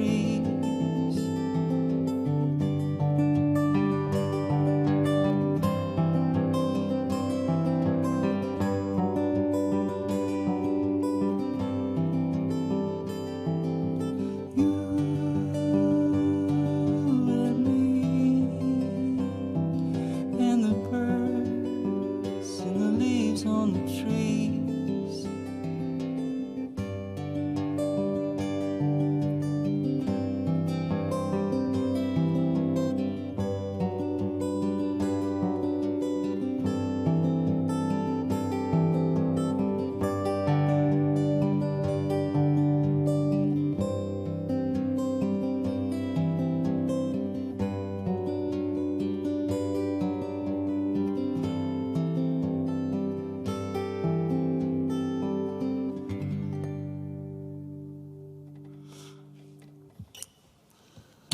Thank you.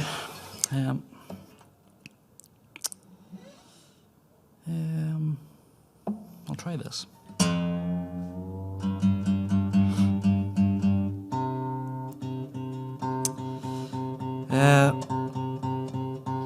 This next song is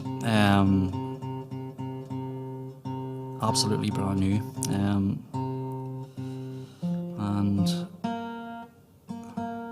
like, I know some people, like when you have a brand new song and you don't have a title for it, you always say, I don't have a name for it yet, but that actually is the case here. But instead of calling it nothing, I think I'm going to call it the Bond song. That's what I've got down here, is the Bond song. Because I think at the end of it, it sort of sounds a bit like like a Bond song, you know, like a James Bond song. I don't know, unintentionally, of course, but.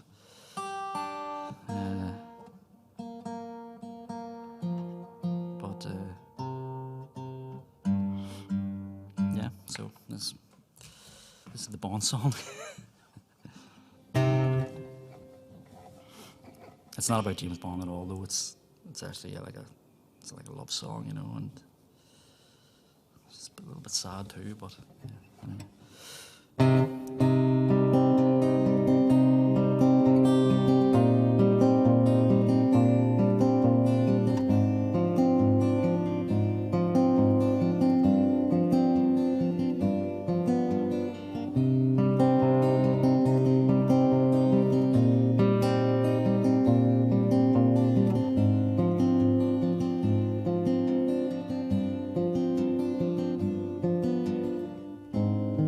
Separate to relax, turn hard to love mode, and I don't know how love, and only love can do these things to me. I don't know how.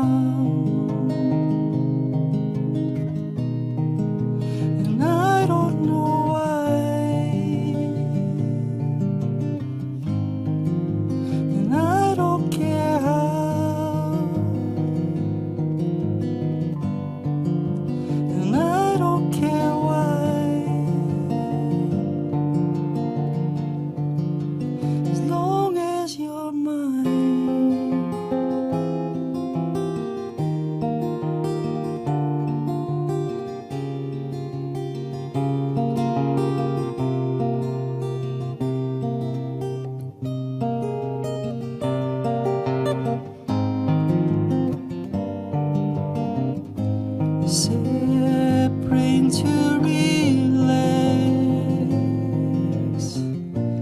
turn hard to love more, and I don't know how love, and only love can do these things to me, and I don't know how.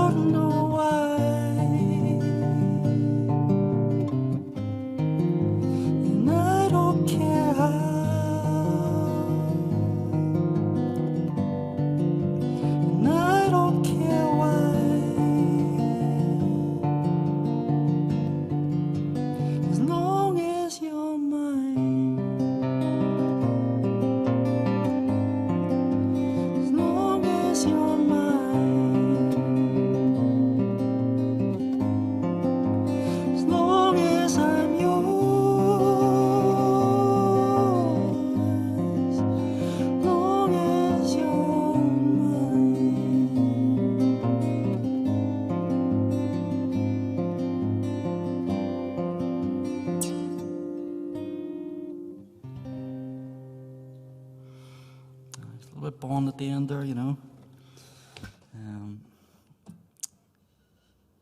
I'd like to thank the Accidental Theatre for inviting me down, and it's a really lovely venue, and it's my first time here, and I'd also like to thank Marty for doing sound. He always does a great job. I see there's actually questions on the screen here, and I've never really seen that before. And the question is from Kyle. Hello, Kyle. Where did the Zang originate? It's a secret. But any more questions?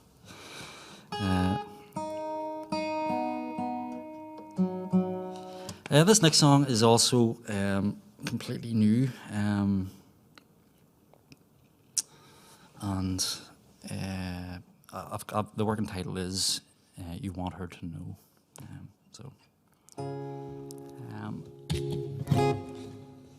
Yeah, we'll see if it's finished. I'm not totally sure, but.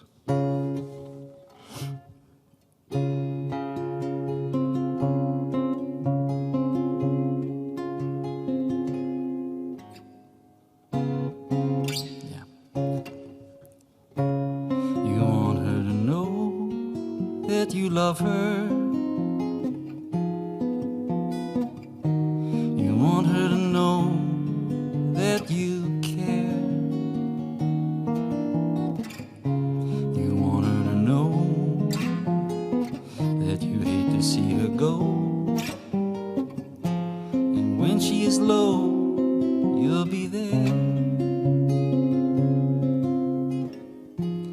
It's easy for you to say you're sorry. It's easy for you to say you care. But eventually she'll know by your actions surely that you are a narcissistic egomaniac.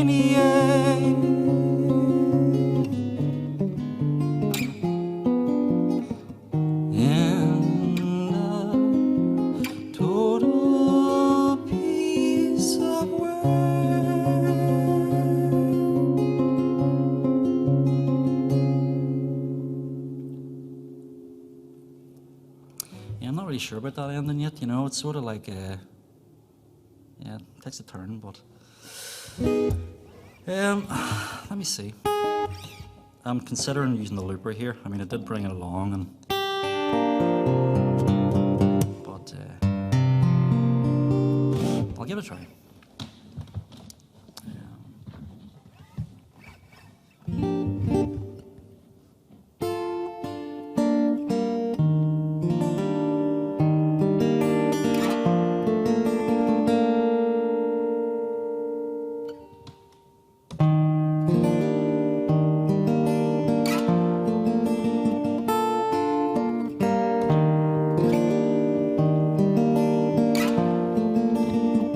Two.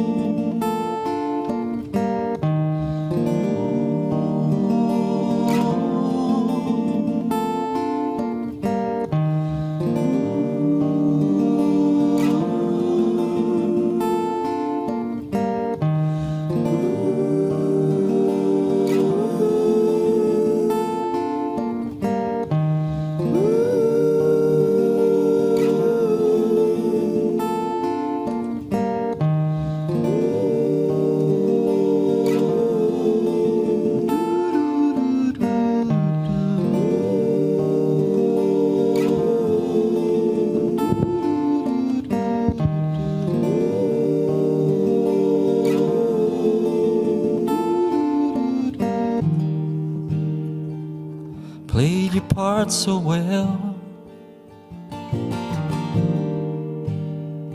Played your part so good. Ooh. And I'm guessing the time will tell if I misunderstood. It really doesn't matter now. Doesn't matter. It really doesn't matter now. It really doesn't matter to me. It really doesn't matter now. It really doesn't matter.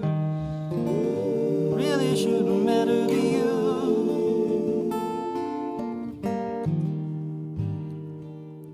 Played my part so well.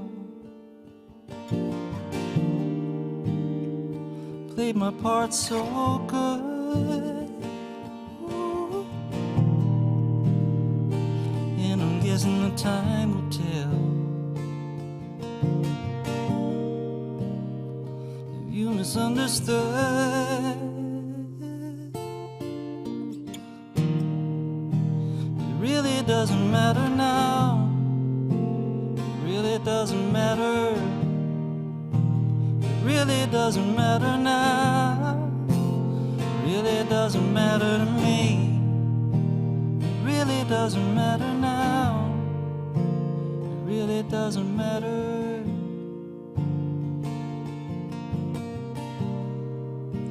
It really should have mattered to you.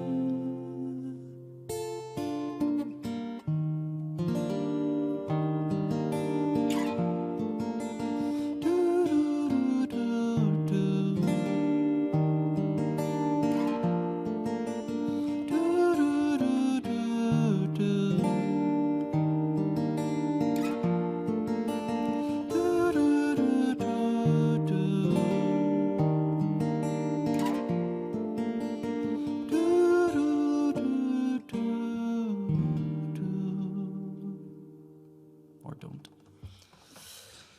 Aye. Yeah, again, thanks very much, everyone. I'm going to play one more. And yeah, again, thanks so much for inviting me down. And this last song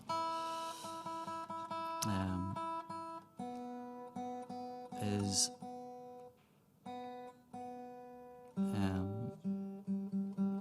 actually released 2 albums. They're over like a year.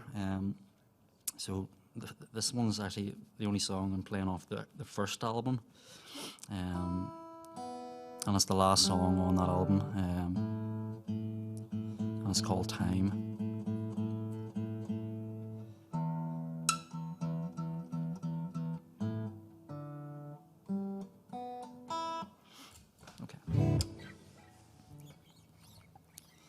I'd like to thank Richard from Accidental Theatre as well for the nice emails and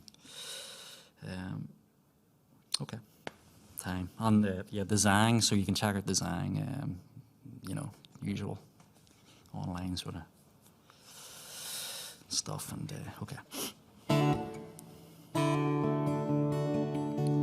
Too many movies that I've never seen.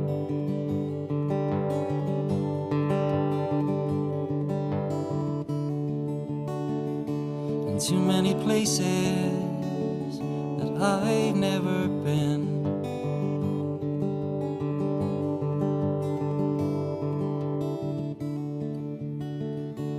Too many stories that I've never heard.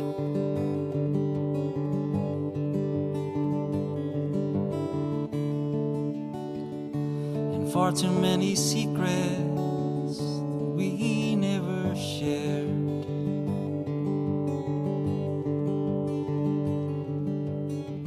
You've been so strong for me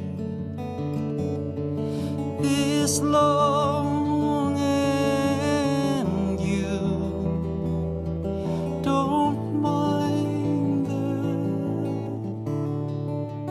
rain.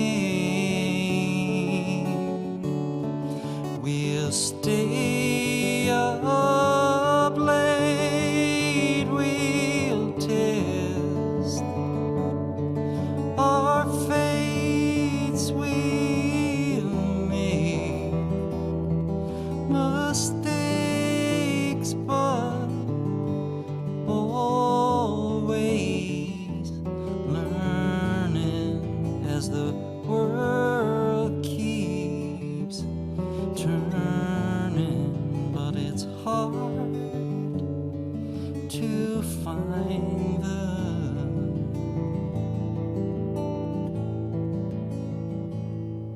time.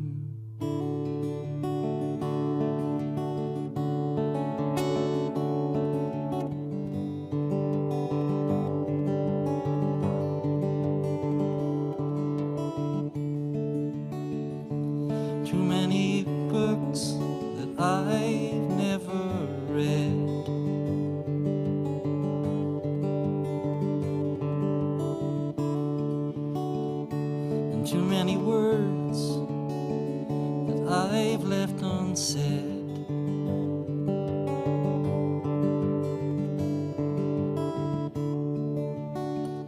Please tell me of your journeys and the beauty so fair.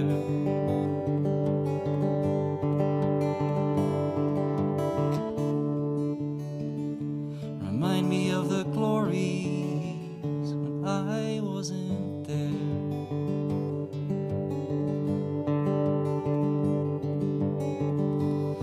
Been so strong for me this long, and you don't mind the rain. We'll stay up late, we'll test our fates, we'll make mistakes, but always learning as the world keeps turning. But it's hard to find the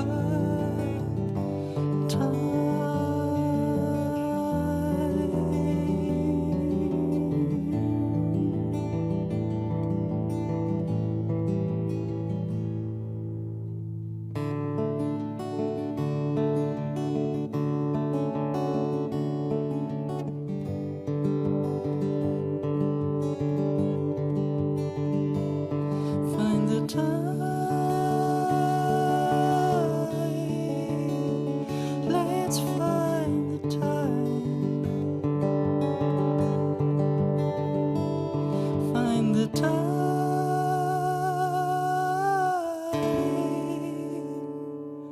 Let's find the time.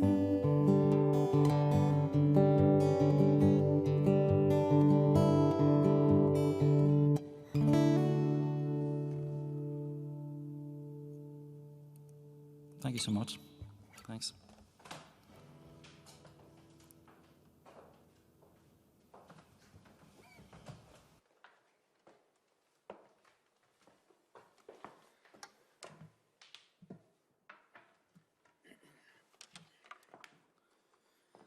Hi, everybody.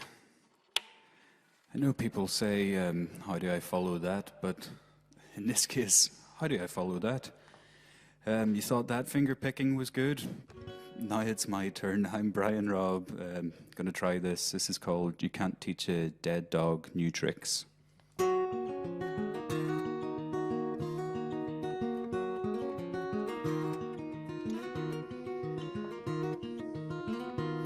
Well, I think I was regretful as I took my final breath.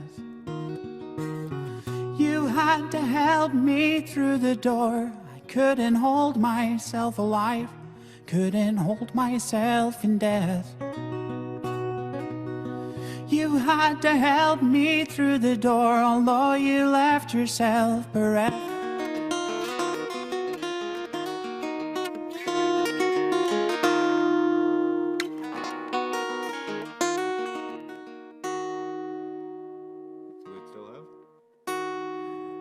Well, I wish I had my memory.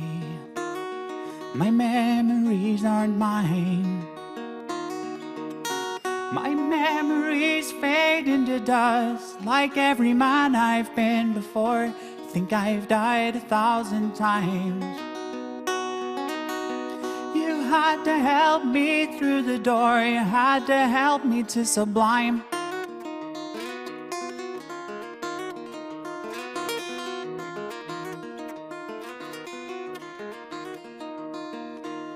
And I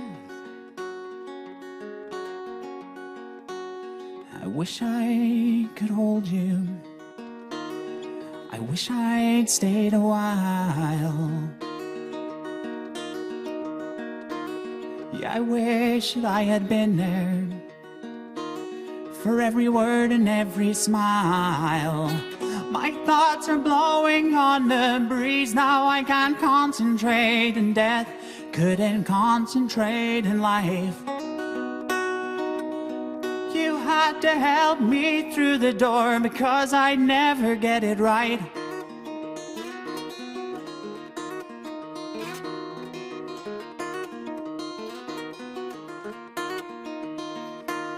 And I thought I had my reasons, but reason fades with time. My grand conclusion never came. My understanding and my thoughts were only borrowed for a while.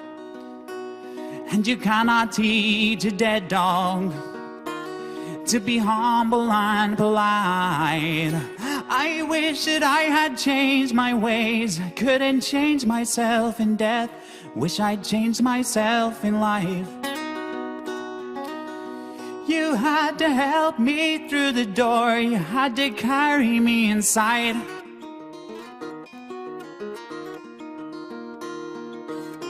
You had to help me through the door because I'd never get it right.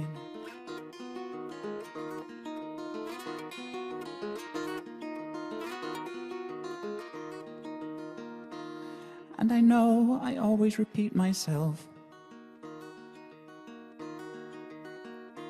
emphasizing the benign.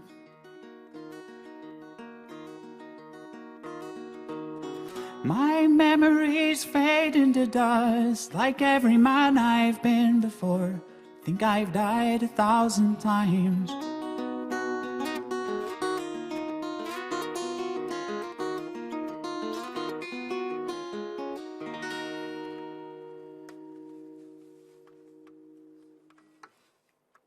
There's a question on the screen. It wasn't actually for me, but I don't know if it's going to go away till it gets answered. So, to be honest, I think a song was ready as soon as I wrote it. If I was going to play it, most of the songs I write would just get scrapped on the spot. But if I'm onto a keeper, it's probably instantaneous. I'm going to play a few songs about walking for you. This is Lost Leg. So, you lost your leg. Now it won't be very long till you're dead. Would you like to watch some TV instead?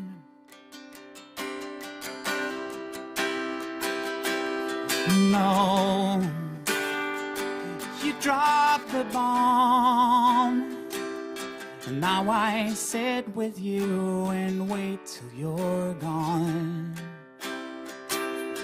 Would you like me to sing you a song? If you can't hold on, that's alright. I will try to move on with my life.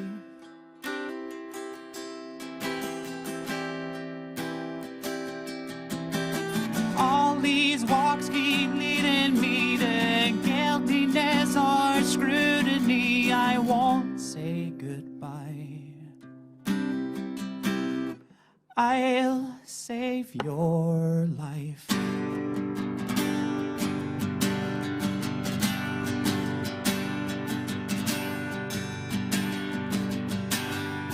Get up off your ass, step outside, take a stroll or something. You never know what you'll see. Well, I've been walking around far too long, and I feel like a seat. But seats don't walk, so I won't either. I'll sit here and sleep. Get up off your ass, out the door, take a dander someplace, and don't you worry about where. Well, I've been walking around far too long, and I feel like a chair. But my chair doesn't walk, he's just motionless, sitting there. He says, sit down on me, rest your legs, rest your legs, rest your legs. Sit down on me, rest your legs, rest your legs, rest your legs. Sit down on me, rest your legs, rest your legs, rest your legs. Sit down on me, rest your legs, rest your legs, rest your legs. Get up off your ass, step outside. You've got places to be, but I might go there next week. But for now, I've been walking too long, and I feel like a seed. And chairs don't walk, so I won't either. I'll sit here and sleep.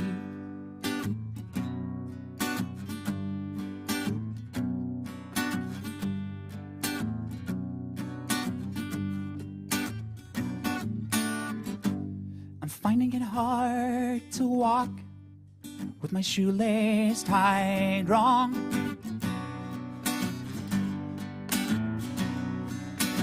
My brain is refusing to work, but my headaches have gone.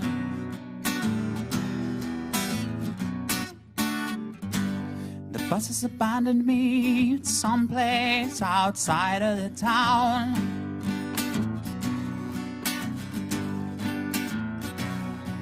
No signposts, no streetlights, no cars, nobody around. But if I reach out to you, feel for your energy, focus my thoughts on you, would you respond to me?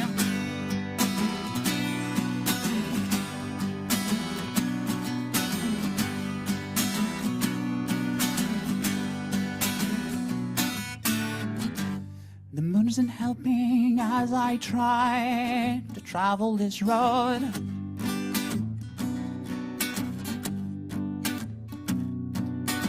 The lights from the city, they strangle him, choking his glow.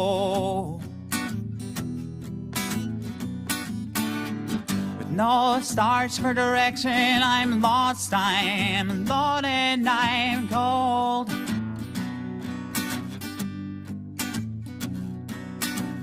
Search for any inkling of change, but nothing unfolds.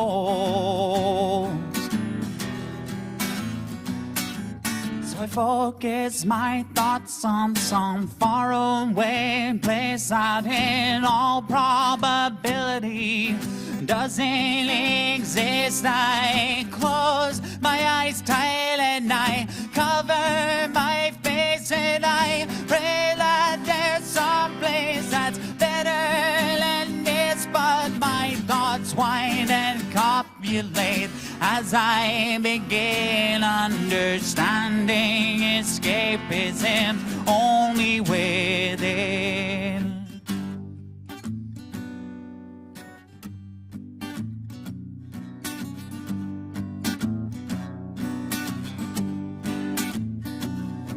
The sky starts to vanish, it's still murky orange. The road keeps extending, it's running for fear of me.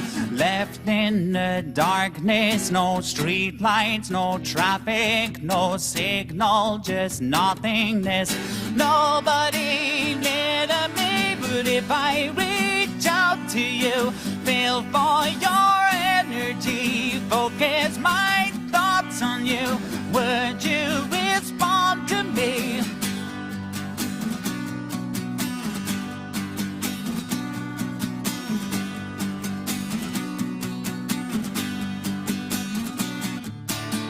Take a walk with me, stretch your legs, stretch your legs, stretch your legs, stretch your legs.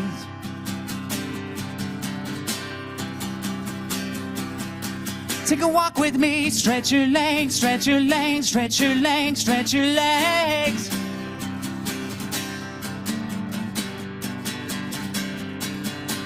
Take take a walk with me. Stretch your legs, stretch your legs, stretch your legs, stretch your legs. I will reach out to you, bathe in your energy, share all my thoughts with you, create our own memories, grow and evolve with you, move through this mystery, share every walk with you, travel collectively. Thanks very much. Kind of tune down here a little moment.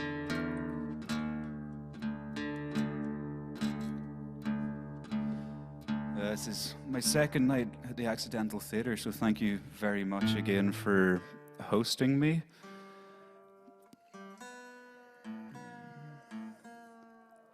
Are we getting a bit of dead tuning time here? I think I'm going to move in here.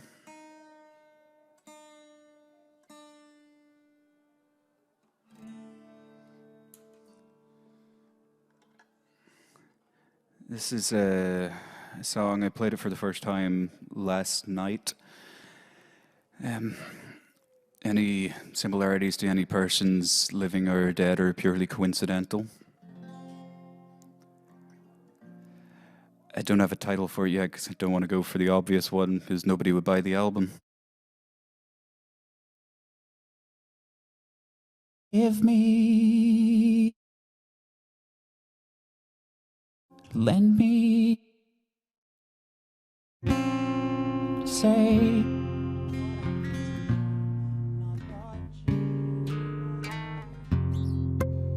I don't wanna do, cause you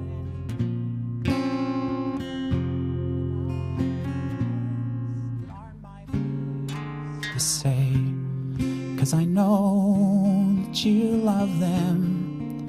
I just cannot defend the abuse of your mother and your nasty boyfriend.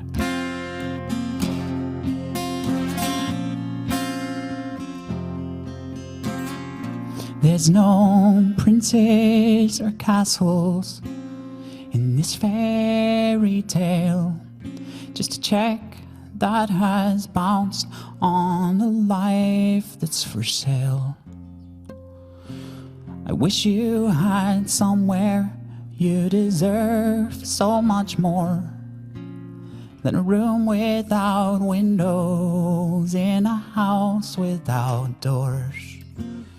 I know you've been searching for the means to an end, an escape from your mother and your nasty boyfriend.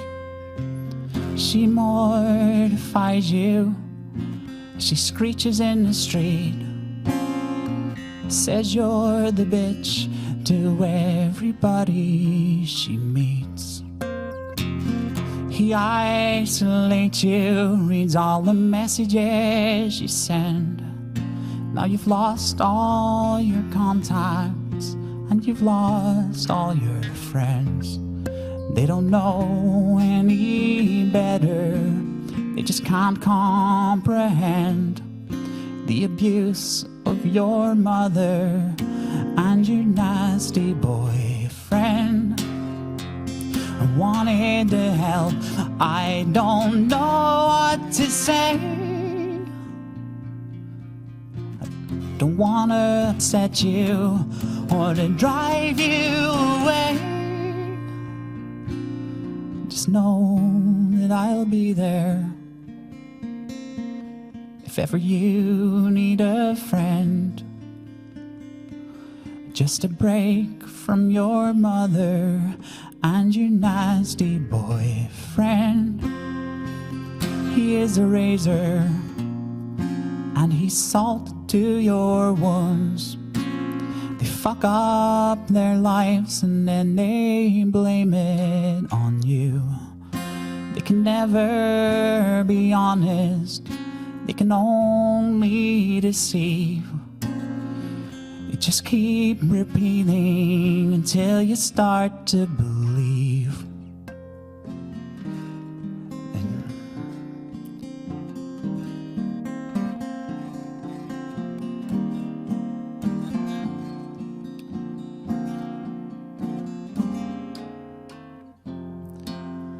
wanted to help, but I don't know what to say.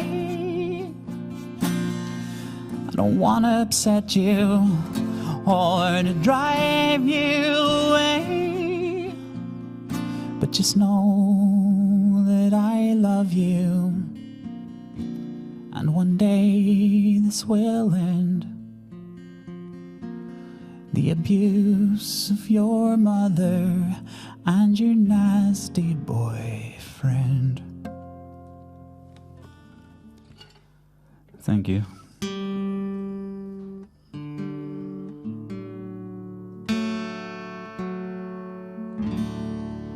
While we're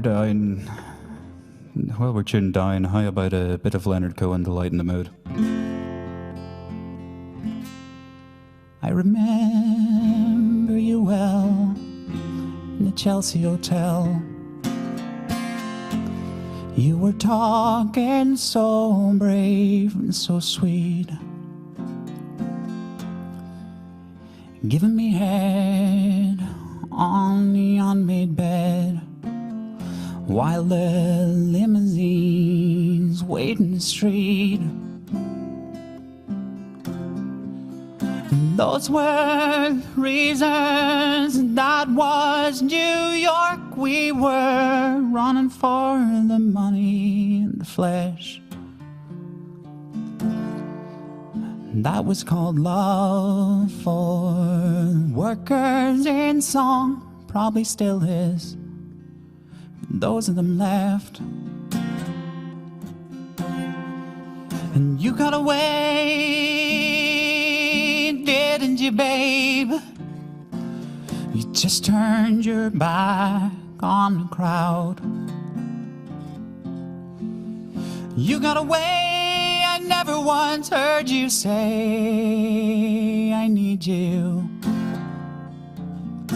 I don't need you, I need you, I don't need you. All of that jiving around.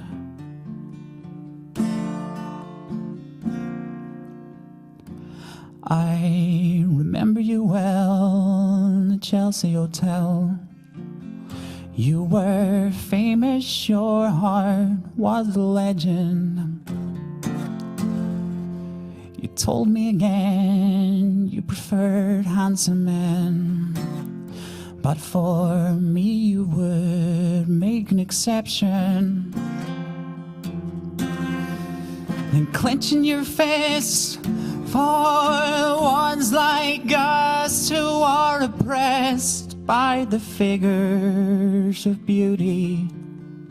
You fixed yourself, you said, well, never mind, we are ugly, but we have the music. And then you got away, didn't you, babe? You just turned your back on the crowd. You got away, I never once heard you say, I need you. I don't need you, I need you, I don't need you. And all of that jiving around.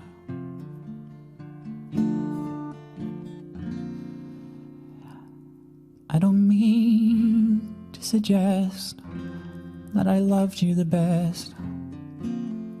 I can't keep track of each fallen robin,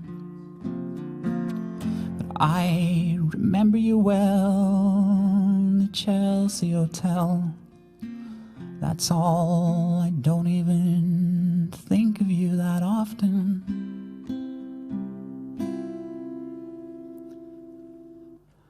Thank you very much. Get back up.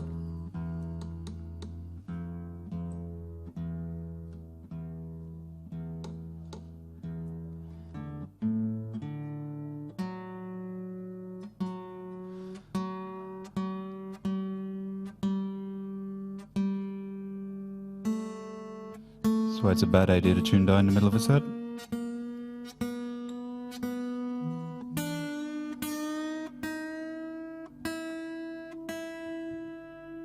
I'm gonna do another cover if that's okay.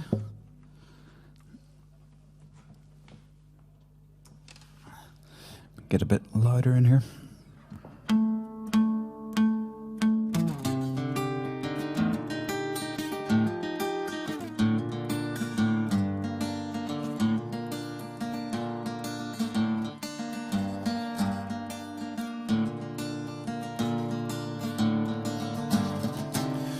Please can you stop the noise? I'm trying to get some rest.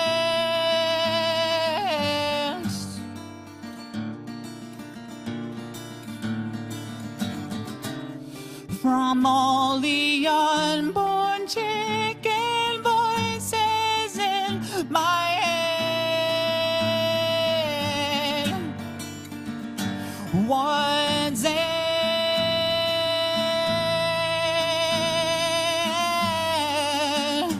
once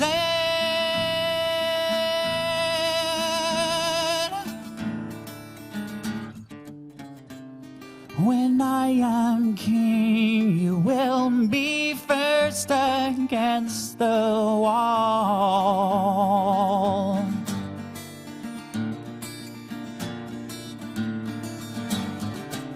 With your opinion, which is of no consequence at all, was it?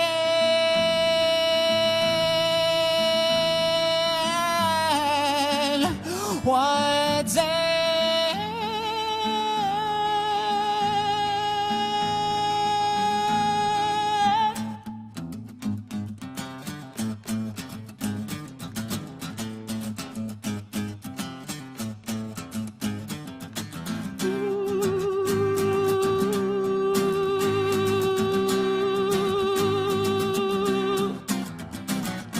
Ambition makes you look pretty ugly. Kicking and squealing, Gucci little piggy.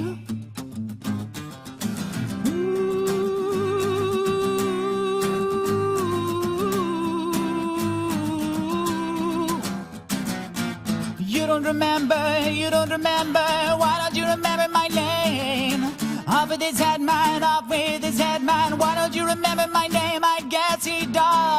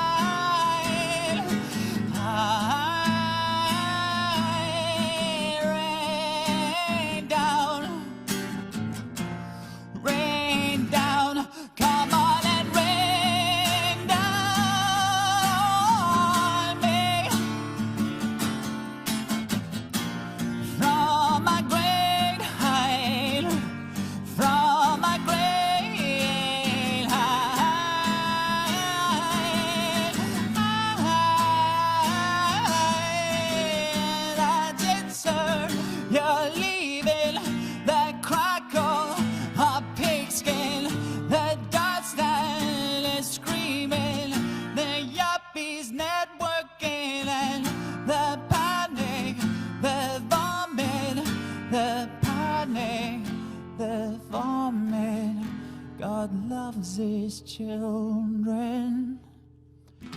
God loves his children. Yeah.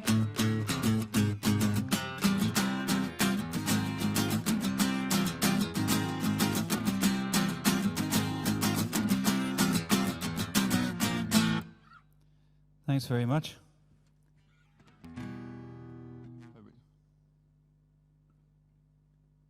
How are we for time? We're good. Thank you very much for listening to us tonight. Thank you very much for joining us. Thank you to the Accidental Theatre. I now pass you over to Tony Mobley for Conversations with Tony Mobley. Hope you enjoy. Thank you, guys.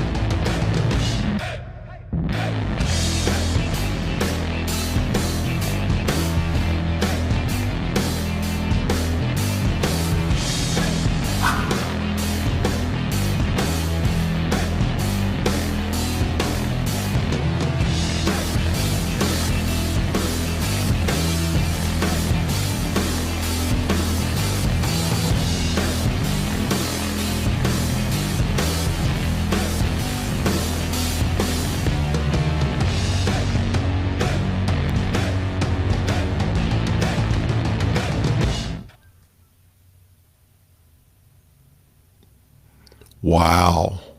Wow, wow, wow, wow. What an amazing day. What an amazing day. Today was Super Saturday, and all of the office hour generated shows were on, and they were on YouTube.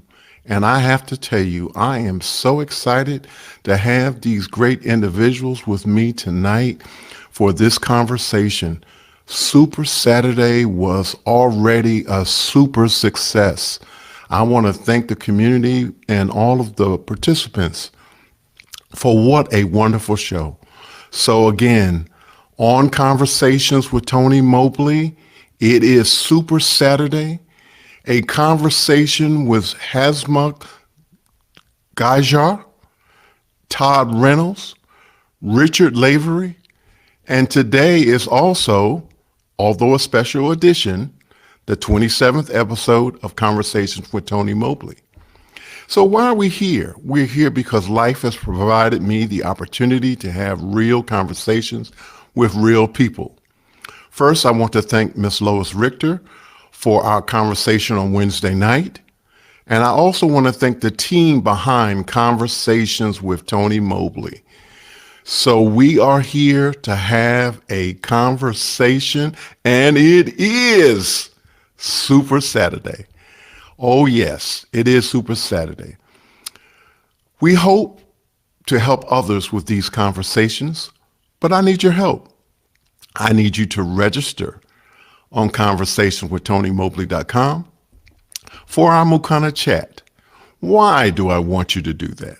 I want you to do that because you will have an opportunity to participate in this great conversation. You can ask your questions, and then you can vote your questions up and down. And if you like this conversation and you like past conversations, please like and subscribe. Set the bell to all of the notifications, and you will be notified every single time we have a broadcast. So again, thank you all so much for being here. And I'm going to just go ahead and let my guests to introduce themselves. And we got a little sound effect going on. All right, fantastic. So we're going to start with Richard, and we're going to let him just come in and say who he is and where he's coming from, because we don't have locations. It's going to be very interesting for our audience to know where people are coming from. Hi, Tony. I'm Richard, and I am coming in from Belfast in the United Kingdom, in Northern Ireland, more specifically. Thank you, Richard. Todd Reynolds. I'm Todd Reynolds. I'm coming in from North Adams, Massachusetts, where it just has begun to snow a little bit tonight. Fantastic. And Dr. Damyanti Gajjar. Africa, and that background noise you heard was the strike of 12 midnight. So it's just over past midnight here in South Africa. Thank you, Hasmak, for being with us at this late hour. We really appreciate it. And so we're going to start with our first question. And the questions are going to be for everyone, unless I specifically say that the question is for an individual. So the first question is, you are a producer of a Super Saturday show. How did you get here? And we're going to start with Hasmak.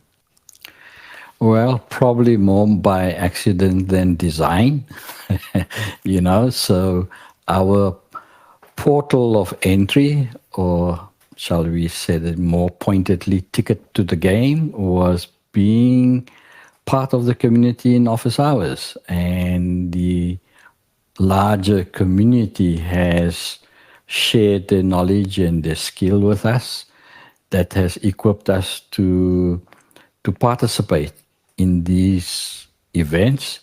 And I do want to acknowledge this evening Mr. Belfast, if I may, because he really started the whole concept of the Belfast method, which we richly enjoyed this evening in Super Saturday.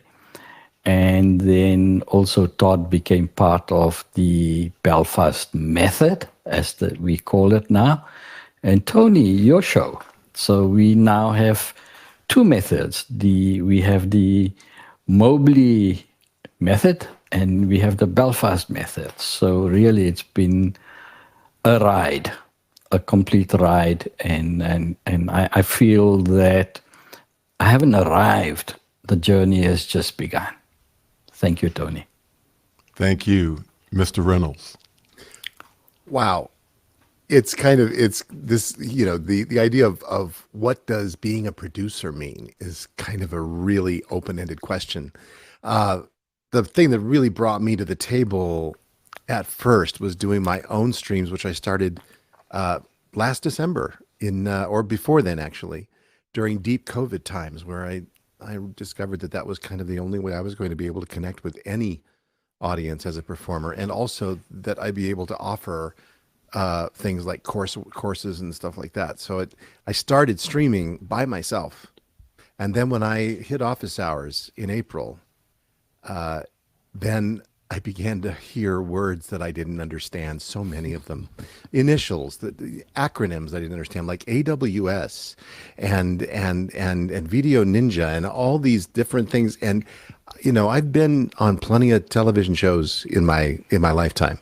But boy, I never was ever behind the scenes like I had the opportunity to be when I first did Richard Lavery's first Belfast project and got to direct and so on. So I became a fan, and then I said, let's do it. Let's absolutely put together a team and just play with this. And Jim Hankins and Aaron and Mickey, and we all became a great team together. So that's how I got to be it. I'd say Aaron and Jim and Mickey are the producers, but boy, I'm very, very happy to be an artist that they enjoy working with. And Richard? I would say, how did I get here? And the easy answer is I walked here. Belfast is very small, but it's a joke and it's actually true. I walked to where we got to this Super Saturday kind of point. I joined Office Hours quite very close to the beginning back in March, April 2020, and I listened a lot. I joined the panel really early on, but then kind of went off and kept on listening. The community that Alex started to form back then allowed for what I've always really wanted to do, which is to get better at a lot of kind of more live streaming and technical side of things for myself and for my industry, which is predominantly theatre. My work had always been quite multimedia based, but there's a problem whenever you're running a small company, is that you tend to be the person who everyone has to go to answer the questions, and you have no one really to go to ask the questions and get the support that you need. And Office Hours sort of gave that in a very interesting way, both the daily shows and also the wider community. So it gave me a place where I could ask questions, and from starting that walk, 2 odd years ago, really slowly building up knowledge, I was able to what we call the kind of cycle of a panelist, where you join, you listen, you gain knowledge, and then when you feel that you have something to contribute, then you join the panel, and then you're on the panel and you can contribute how you think you can, and you can answer questions for your own specificity, and then you get so busy that you have to get off the panel. And then so you kind of they're doing all this work that has been created out of the community and bringing all these people together. So we got here by learning and slowly kind of trying to evolve it and challenge ourselves and bring more people into it. So today we had brand new people come in to the Belfast show that you've just seen if you've been watching the stream all day. George Butters was switching some of the show just there. Sky Gleason was calling it. The whole process probably started mad in the kitchen in some ways, the first kind of Belfast community project, and then that evolved as with Tony's show we're on right now, and Hasmik's cooking show, and Todd's show, and then obviously the stuff that we do from Belfast. So it's been an interesting couple of years. Maybe that's the best way to end that rant. Yeah, I just want to say that I think all of you and have done an amazing job in doing the work. And you will probably hear me say that a lot going forward. And I've started to share that. And what I mean by that is that for me, it was sort of an act of faith in terms of making the decision to try to do a show.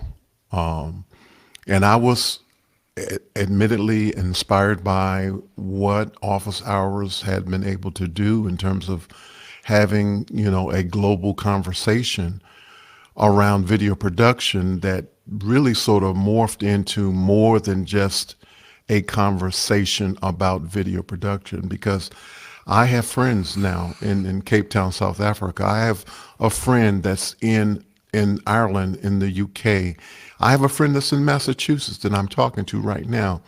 And so I have other friends that are around the world, and we are able to have these conversations, this interaction, and a real significant relationship, even though we have not had an opportunity to actually physically meet in some instances. And so it's just an amazing journey to be on, and I'm glad to be in it with you guys. The next question is from Roscoe Jones from Brea, California. And his question is, what is the best thing about crowdsourced production? And what are the challenges you foresee going forward? And I'm gonna say you guys can raise your hand if you want to jump to that. So I know who. I don't want to put anybody on the spot on that particular question. It's your show, man. You can put us on the spot if you like. I'll be happy to go if you want to start it. Go ahead. Go ahead. The best thing about crowdsourced production for me is, number one, the camaraderie and the teamwork. Working with people with incredible expertise that not only is different than mine, but really stronger than mine in many different ways, and which pulls me forward, which pulls me into new knowledge and new practice and new learning. There's so many things that I've learned from the folks that have been working together on this team, and the ones who come in bring something totally new. That I'm going to say is the best thing, and the second best thing is that there's art, because I'm somebody who's concerned with creating art, especially in real time. Art is being created by every member of my team. I may be the person who plays an instrument, but the team is really creating art, especially visual art. So those are the great things. The thing that is most challenging for me is managing comms. So I will be totally transparent with that, saying that's where I'm working at getting better and being better for my team, of course. Richard? I definitely ditto to what Todd has said. The comms is just awful. No, ditto to the community. Ditto to the talent that we have access to. I think one of the reasons why I started my little small part of what we do was to meet a lot more people from a lot of different cultures. I come from a very small country that doesn't usually have access to not just a diverse wealth of talent, but also a diverse wealth of people. So being able to talk to people on a regular basis who are in Israel, work out how to communicate much better with people who are completely on the other side of the world. It taught me about my own use of language, my own use of terms, my own use of communication. It's been an absolutely it's hard to quantify what the experience has been like from my side, but it's also really exciting as Todd says, to get access to artists and technicians and just new heads and minds to put at something. What we did today would absolutely not be possible without a huge amount of people. Jonas, who's in the master control all day, he started the morning in our morning in Germany, in Europe, and now we're in the evening, going quite late. Hasmuk's been up all day since even earlier, going all day. There's an absolute ton of people that you'll never see who are putting in a huge amount of talent and work, even in the wider community. You're kind of going, oh, by the way, maybe that is panned too far to the right on your stream, check that out. Or people just filling in the little gaps that we as the producers who are kind of pushing it on might miss, like Adam and Chad. There's a brilliant, I think my wife kind of described it better than I probably could. Is that she never knew that such a beautiful and giving community existed or could exist, online or elsewhere, and that's what we have in the Office Hours team and the Conversations with Tony Mobley team, the Belfast Meta team, the Ted Reynolds Live. We should really call it the Todd Reynolds Live Experience or experiential. We have to create some kind of really special name. The Cooking with Damyanti Gajjar. These are fantastic groups of people, and that's exactly what you get from crowdsource or for this kind of global remote at home production kind of style. Is that we have a huge amount of people that you would never ever have had a chance of meeting before the pandemic or before this kind of working model. Absolutely. Thank you, Richard. Hasmukh.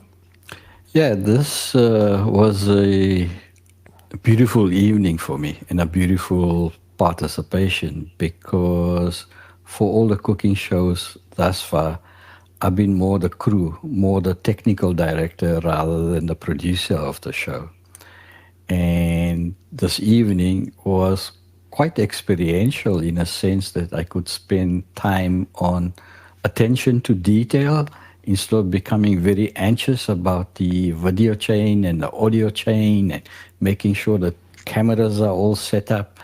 And I echo what everybody says, because in this, the culmination is what everybody sees, but the prep work that goes in and the number of people that you get involved with and having discussions on various elements, which are details that all the experts bring to the fore, whether it's audio, video, or the countdown clock, or whatever it is. So I really, really enjoyed being in the production today. I think I want more. And the challenge is probably for me, how do I get more? So I think that it was beautiful to see in what the audience saw or what the viewers saw with these 4 cooks, and you had this super source of 4 windows with folks doing just about exactly the same thing. In fact, working on their worktop. Thought it was like your music. It was like a symphony, but it's a symphony of a different kind, but it's still music. So I think that cooking worked very well because you had this enormous community that conducted this show. So I'm really enjoyed being part of crowdsourcing. My first experience, Tony, I think you've had 26 episodes or 27 episodes of that experience. I'm so envious of you.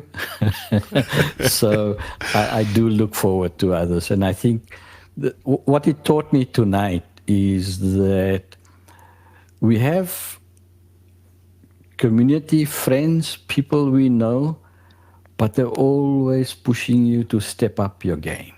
And that's what this is all about. We are stepping up our game by always learning a better way or a newer way of doing things. Fantastic. And I want to say that crowdsourcing for me has been an amazing journey. And I've been told that, Tony conversation with Tony Mobley has gotten so good, and it's all of this. And the fact of the matter is, it's the crowdsourcing. It's the fact that all of these individuals have come along and decided to help me make this conversation better. And because I'm focused on my guests and the audience, it's only because the crowdsourcing is there to make this all possible. So give yourself a hand clap if you think that I'm doing a good job, because it's the community that's doing it. And I wanted to ask Hasmukh another question, and it occurred to me during your show today, and it was about the question I have is your wife an artist? And the reason why I ask you that, when you look at the food in which she prepares, it is, in fact, a work of art in just the way it looks. I can only imagine what it must be like to taste it. But everything that she has prepared and has demonstrated over these last months of cooking, there has to be some type of artistic talent there. So can you speak to that?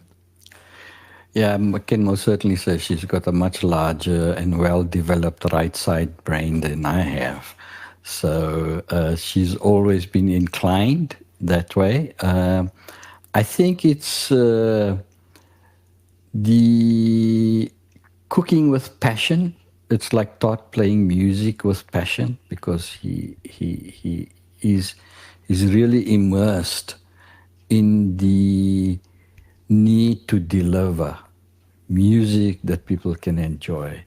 So I think the parallel there is that Damyanti finds it extremely rewarding to cook and prepare meals that people can enjoy. And that's really how I met her, actually. She ate into my passion. I can really remember this must have been around 68, 67. And I was helping out their neighbor in a store. And she would bring a basket of meals for us because we were in the store all day. And like you said, it was all packaged. It wasn't just slapped on. And so whether it was a sandwich or whether it was a cooked meal, and there were always these accompanying condiments and accompanying accessories. So she's been doing it all her life, and I think it's just part of the DNA. But you're absolutely right. It does call upon your artistic kind of, that she's imbued with. And Nirali, my daughter, has inherited that part of the DNA. I support them technically. It's amazing. I support them with my left side of my brain, which is the technical side of it. So yeah, it's very complementary. Yeah, my wife says I've been cooking.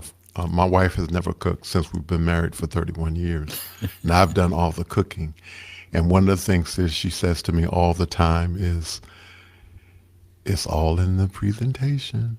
That's right. And so I just want to tell you that the way in which she prepares it is just absolutely awesome. So thank you for sharing that with us and sharing her with the world. Thank you so much for that. No, thank you. Our next question is from Roscoe Jones again. And what is the best production tips you have received by watching each other's shows? And we'll go with Richard first. I was hoping you wouldn't. It's interesting. We absorb a lot of different things from each other just by osmosis almost. So being with Todd's team, when Todd first kind of mentioned that about doing one of the kind of remote control kind of Belfast method sessions, I was kind of like, okay, well, let's take it slow and let's take it this way. And then Tulok and Todd and the team just jumped into it and then pushed it like into the nines straight away. And I was both envious and I was jealous and awestruck by just their willingness to put, as Mickey said to me yesterday, take a tank to the grocery store. He said it about something else, but I won't go into that. And I was, because I'm naturally maybe a little bit more conservative with shows because I'm always worried about what's going to go wrong, and what's going to fall down. And we all know that the nature of live streaming is inherently flawed in that the internet could go at any second. It's as Mick was saying today that the anxiousness of connecting everything wasn't with him today. That's because it was with me, and I was sitting and fretting in Belfast as we connected all the cooks together, and kind of looking out for any problems. So the effort and the skill and the quality that both Todd's team, the Mad in the Kitchen team, they pushed me and taught me and challenged me to do the same with our work, both as a company and Accidental, but also the work that we do for office hours as well. I think it's been very exciting to be part of. Todd? I'll have to echo Richard with the osmosis comment. It's there's so many. There's just so many, and the most lovely thing about this is that we do it every week, or at this point every other week, right? We've kind of and as I began to follow Richard after having watched Mad in the Kitchen, and then Richard started to double down, and we started to talk, bit by bit by bit, I just grabbed all sorts of experience, but once again, from the team and learning from the team. At the very beginning, it looked different. When I started jumping in, it looked kind of different than it does now. And people started to get busier and it was kind of tricky pulling the team together at first. But as I did, I think the thing that really has stood out to me is the type of production required for really different shows. Like your show, Tony, is an interview show. That is what it is. And to watch it develop with all the framing around it, and even to be part of your show right now and have a screen to look at, which is so elegantly designed that it serves the panelist, boy, that is a production tip right there that I can take forward in the future if I ever choose to try to attempt an interview show. Wow, I've just learned all sorts of stuff about what that would require. The same with cooking together. You know, I grew up on Food Network. I loved it. But Hasmukh, your analogy and metaphor about making music, it is that, seeing four people cook on screen and benefit from each other's experience. It's quite awesome. So I don't know that I can do any better than that. Just really looking at the shows and how they've come into being and what they've worked with. I'm kind of envious of Richard's pan tilt zoom cameras. You know, now I want 3 of them for here. You know, so but I've learned to accept what we have. Well, Santa might be kind. Hasmukh. Yeah, no, look, as I said earlier, this was my first involvement in a crowdsourced production. So I learned a lot. And I also watched both Todd's show and Richard's show with different set of eyes, because, you know, you only appreciate something when you have a need for it. So I think that the folks like Aaron and Brian who were cutting the show, and the way they cut the show was completely different to the way I would do it, because they clearly have an eye for it and a level of expertise. So we need to acknowledge that. The other thing that I learned was the very clever combination of graphics with the show itself. So I have not used graphics for any of the cook-along shows thus far, and it made me think very seriously how that can add a panache, a kind of a impact for the audience. And I think Todd does that very well in his show, and the way Richard does it as well, and very much the lower thirds that come up when we speak in your show, Tony, and the way the manner in which it's cut. Probably Aaron is cutting it right now. I mean, they do fantastic jobs. So I've learned a great deal, and I echo. We learn from osmosis, but we also learn from diving really deep into it, and and I think we dive with a sense of security, because you have this community that holds you up. That you know that if you're in trouble, you can ping somebody on Discord, or you can shout on after hours. It's that sense of community that gives you the courage to continuously step up your game. So I learned a lot. Yeah, I agree with everything that's already been said. So, you know, I can go to each one of you and talk about something that I've learned. And one of the things that I think is most important for me is that I've learned that when you think that you're working hard, you still can work a little bit harder. I think that is one of the things that I have gleaned from all 3 of you, that you're not satisfied with just doing well. You want to get better. You want to eliminate as many issues as possible. And so I thank you all for that. The next question is from Liberty White, and it is Liberty White from Atlanta, Georgia. What is the hardest part about preparing for today, Super Saturday? What did you learn from it? I'm going to start with that one. So the hardest part for me was just sort of not being nervous about it. And the reason why I was nervous about it, because I knew that there were going to be great shows. And I was real nervous about, you know, being the cleanup hitter, so to speak, with all of these great shows, you know, that were going to be presented. And I didn't want to let you guys down.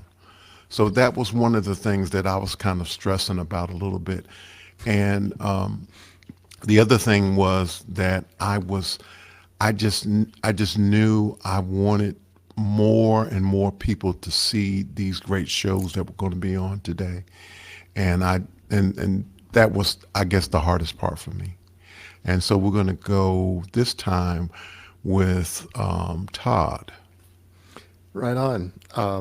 That was wonderful, Tony. This touches me a lot because this is, I don't know, maybe Aaron can tell me at some point. I forget how many shows we've done together now. It's not 27, I'll tell you that, Tony. But it's like this is our fourth or fifth maybe that we've done together, or maybe it's more. Anyway, there was absolutely nothing hard for me about preparing for today as Super Saturday. And the reason that is the case is because Jonas was managing the whole thing.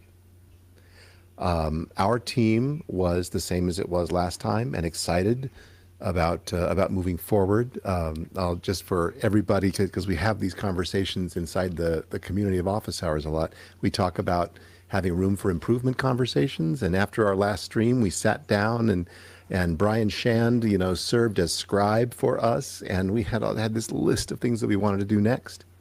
And we did them. And well, we did some of them and the ones that we could, but it was handled. Jonas had it handled. I saw all the stuff in the Discord going through and it was handled. So we did our normal show and it gelled today for us, I think, in a way that hadn't happened quite yet. We still had our up to show, things that we were struggling to make better.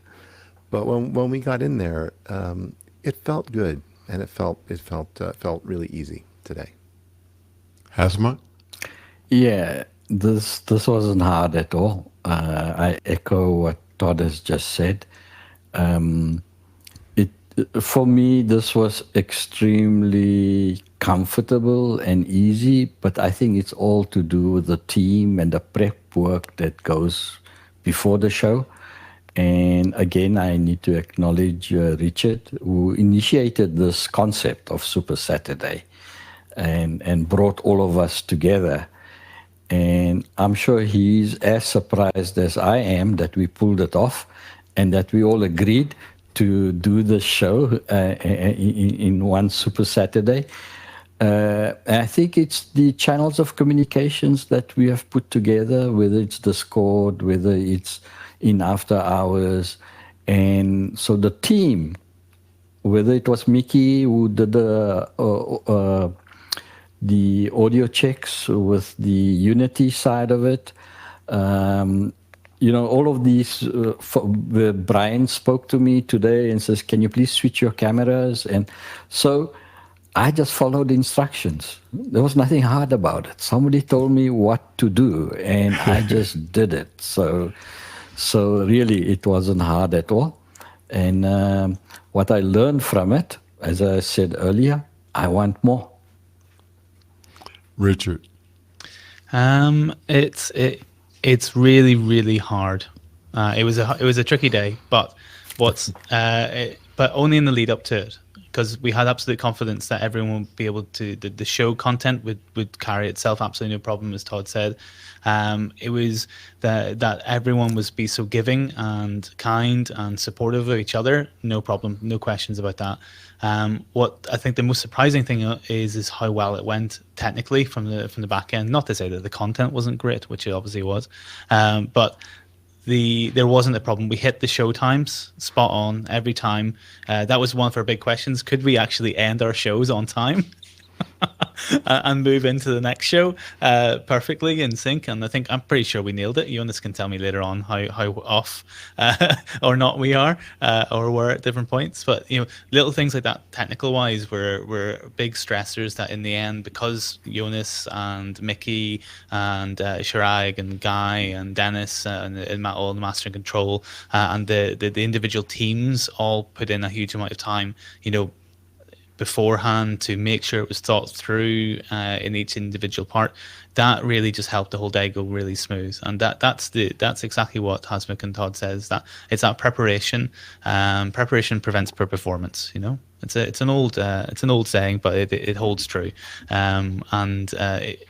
The most surprising thing is that how little went wrong, I think, because there's always going to be little things in different ways, little tweaks in the stream giving you problems one place, or kind of low res in the other. I think Dropbox on our end activated on a computer about 5 minutes before the show, the first cooking show, and completely destroyed the quality of every single sumiso coming into the building. Little things like that just will happen, but people work through it as a team, because the team is incredibly supportive, incredibly good. And I suppose it's worth saying, this is our last one for the year. One of the reasons why we did it was a bit of a celebration, a bit of a challenge for us before we ended the year. But if there's anyone watching and wants to get involved next year, we'll be back. Go ahead, Todd.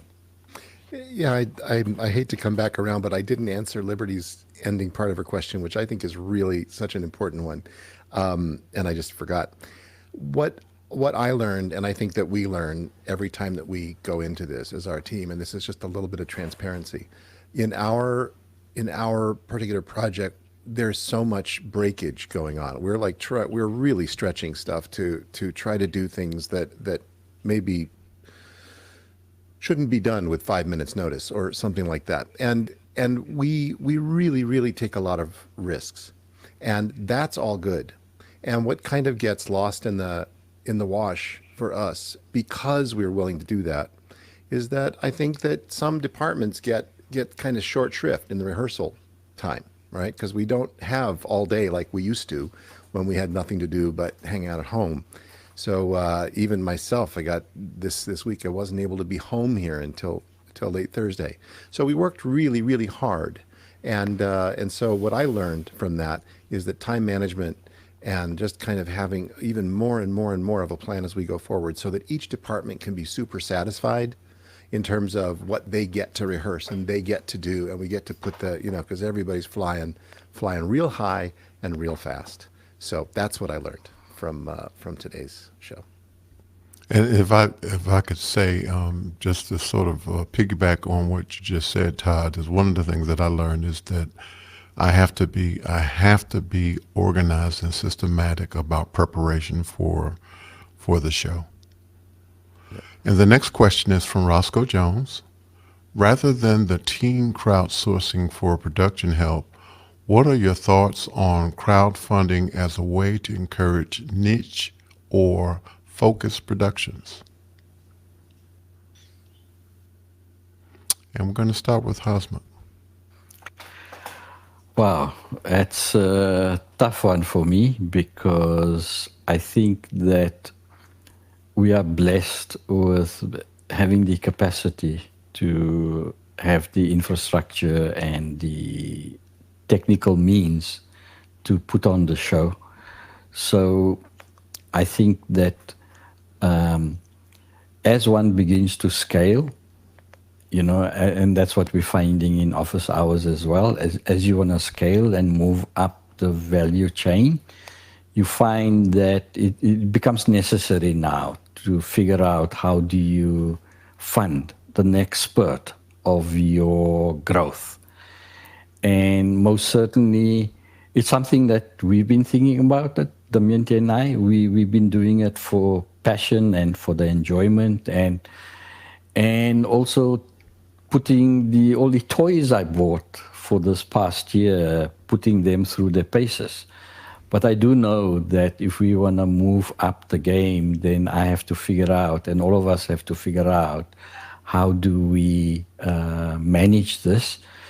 Because we have friends who help us now, all the folks that give us their time, give us their expertise. And if we had to put a monetary value to that, it's probably sizable. So it's something that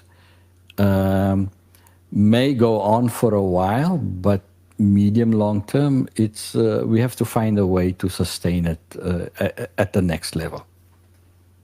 Richard, I think for us, Accidental as a company, The two main kind of business models within the live streaming side are membership and then one-off sales, and it's there's no one side that will drive financial income for us going forward. It's a mixture of the two. So you want to bring people through over a long period of time and build a membership, and that's what we're already aiming to do. And have started during the pandemic a support network that gives you a steady and fixed income over a specific period of time. So that's your crowd source. We don't do it per project. We do it as a membership over the company's time. So 1 year, a subscription model essentially. As much as there's so much competition out there with subscription models from Netflix and Disney, what we tend to offer is a subscription model to support the building, support the artists that the building support. But then at the same time, we invested that every show you can buy one single one-off ticket to it. So the idea is over time you get the benefit of one-off sales, but also a slowly growing membership system that supports the larger infrastructure as it's built out. So I think crowdsourcing, depending how it's done, I think is incredibly important and increasingly important, especially as you reach a wider audience beyond your standard geographical location. So our idea is to build up, for a small building like ours, it doesn't have to be much. 100 people in each country, it could be, a hugely beneficial and massively different financial model for a small arts company than it would be than what we would have had pre-pandemic. The same for one artist is quite amazing. The idea that an artist can be supported by a large community across the world, I think is game changing as well. I think Todd can speak to that better than I can for artists individually. So I think crowdsourcing is it's a future, but it's still going to be integrated with older financial models as well. Thank you, Richard. Todd.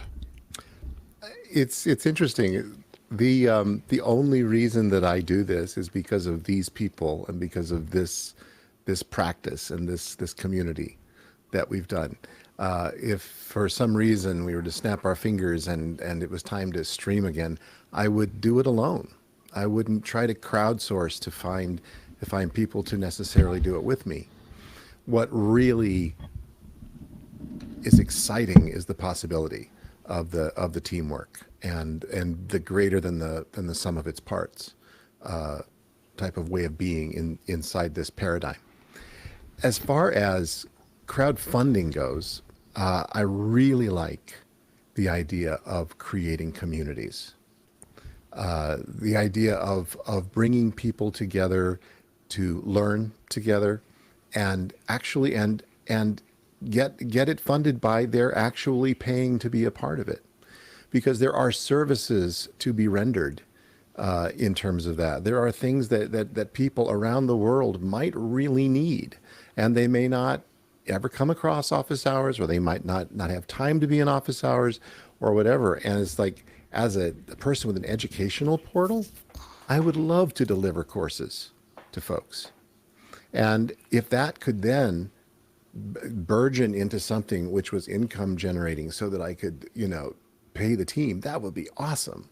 So that's kind of how we have to think about, I have to think about it as a musician and a composer who doesn't work in this domain primarily, but works in it as part of his work, but more part of his enjoyment.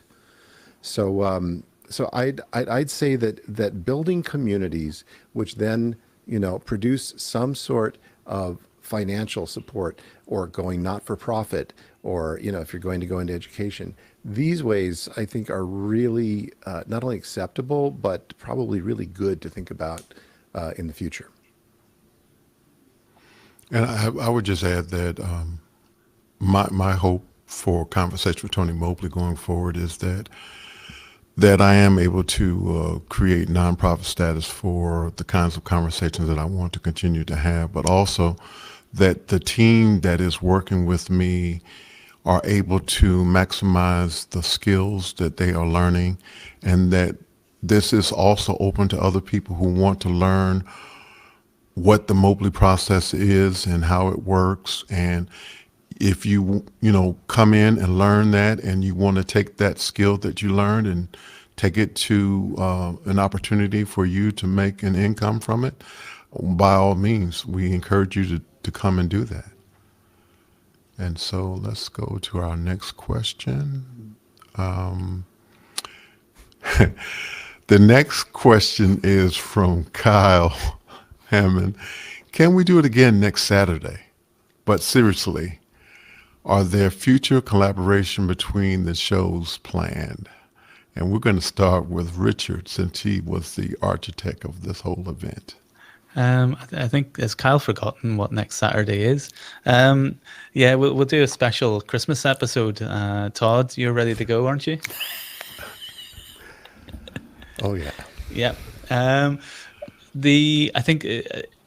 think there's almost certainly going to be further collaborations. What form that takes, we'll see what happens when we rest and debrief and room for improvement conversations out of this one. I would say we'll go back to individual shows for a while because everything's kind of moving and changing. But we're all collaborating already, I think, which is interesting. You know, I get to sit in on Todd's shows. You know, this is the first time we've worked with Hasmukh and Damyanti. You know, it's an evolving process, and what's interesting will be see what the next shows will be, what other community members will bring out, what will be the next evolutions, the things that Kyle's already doing and Sky and that grew out of Mad in the Kitchen. You know, how these are going to evolve over next year. It's going to be really exciting to see. So I would say there's most definitely going to be more collaborations. I don't think I can answer what it's going to be just yet. We'll see what the community wants. Todd? Yes, indeed. I mean, it's so much fun to just know that this Super Saturday thing that was Richard's idea. All of a sudden, there was a new Discord thread, and I was in it with Hasmukh for the first time. And, you know, although I've done your show, Tony, it's like we all knew that we were just going to be doing this together. My goodness, it totally changes the air. It just changes the air. So yeah, it'd be great if we do this. It does take something, and I think it's a vision to have an afternoon sometimes where all the shows, Kyle, like everybody's shows that is working out of this paradigm, where we all kind of put them together. I think it's a great idea. Fantastic. Hasmukh? Yeah, no, look, when Richard brought up the concept initially, I think there was no hesitation on our side that, yeah, we're happy to participate. In some ways, halfway through, we said, okay, what have we let ourselves in for? We're building a set of expectations here, and can we deliver? But again, as I said, with the community's help and the support and Richard coordinating all the necessary background work, it helps. So I look forward to other collaborations. Yeah, absolutely. Okay, the next question is from Tlaloc Lopez Waterman. Todd, can you speak to the combination of two graphic artists and how that was for you? How was that for you? Oh man. Oh, it was great. It was great. First of all, it was kind of unexpected. This is one of those things that is so wonderful about having a team that you trust. We really actually didn't talk about it too thoroughly, such that the plan was, you know, rock solid. And I like it better that way. I like happy accidents, and I like things to happen because people are being their full selves in the midst of working. And all of a sudden, this was Aaron's decision to actually work with Tlaloc's and Luke's images together. Now, as artists, I don't, you know, I had to check in with them both afterwards to say, hey, how'd you feel about that? How was it for me to work with it? To see my age-old friend, who I've worked with for so many years, make his beautiful art and see it kind of merge with Tlaloc's art, who I've only gotten to know over the past, you know, couple of months as we've been working together. I've fallen in love with him and it. And to see these people who barely have spoken 2 or 3 sentences to each other, not made any plans, but to see them together, see their images, their art on the same screen together, and then to have Aaron Husledge, who's calling the show and directing, making artistic choices based upon what he receives. How was it for me? It was delightful. It was glorious. It was exciting. It was over the top. And I can't wait to go back and watch it to see, more clearly what they did. And I have to say that it was stunning, as all the shows were today. Visually, it was stunning. It was just an amazing day in terms of the quality. The next question is, you're speaking to the world. What do you want them to know? And we're going to start with Todd.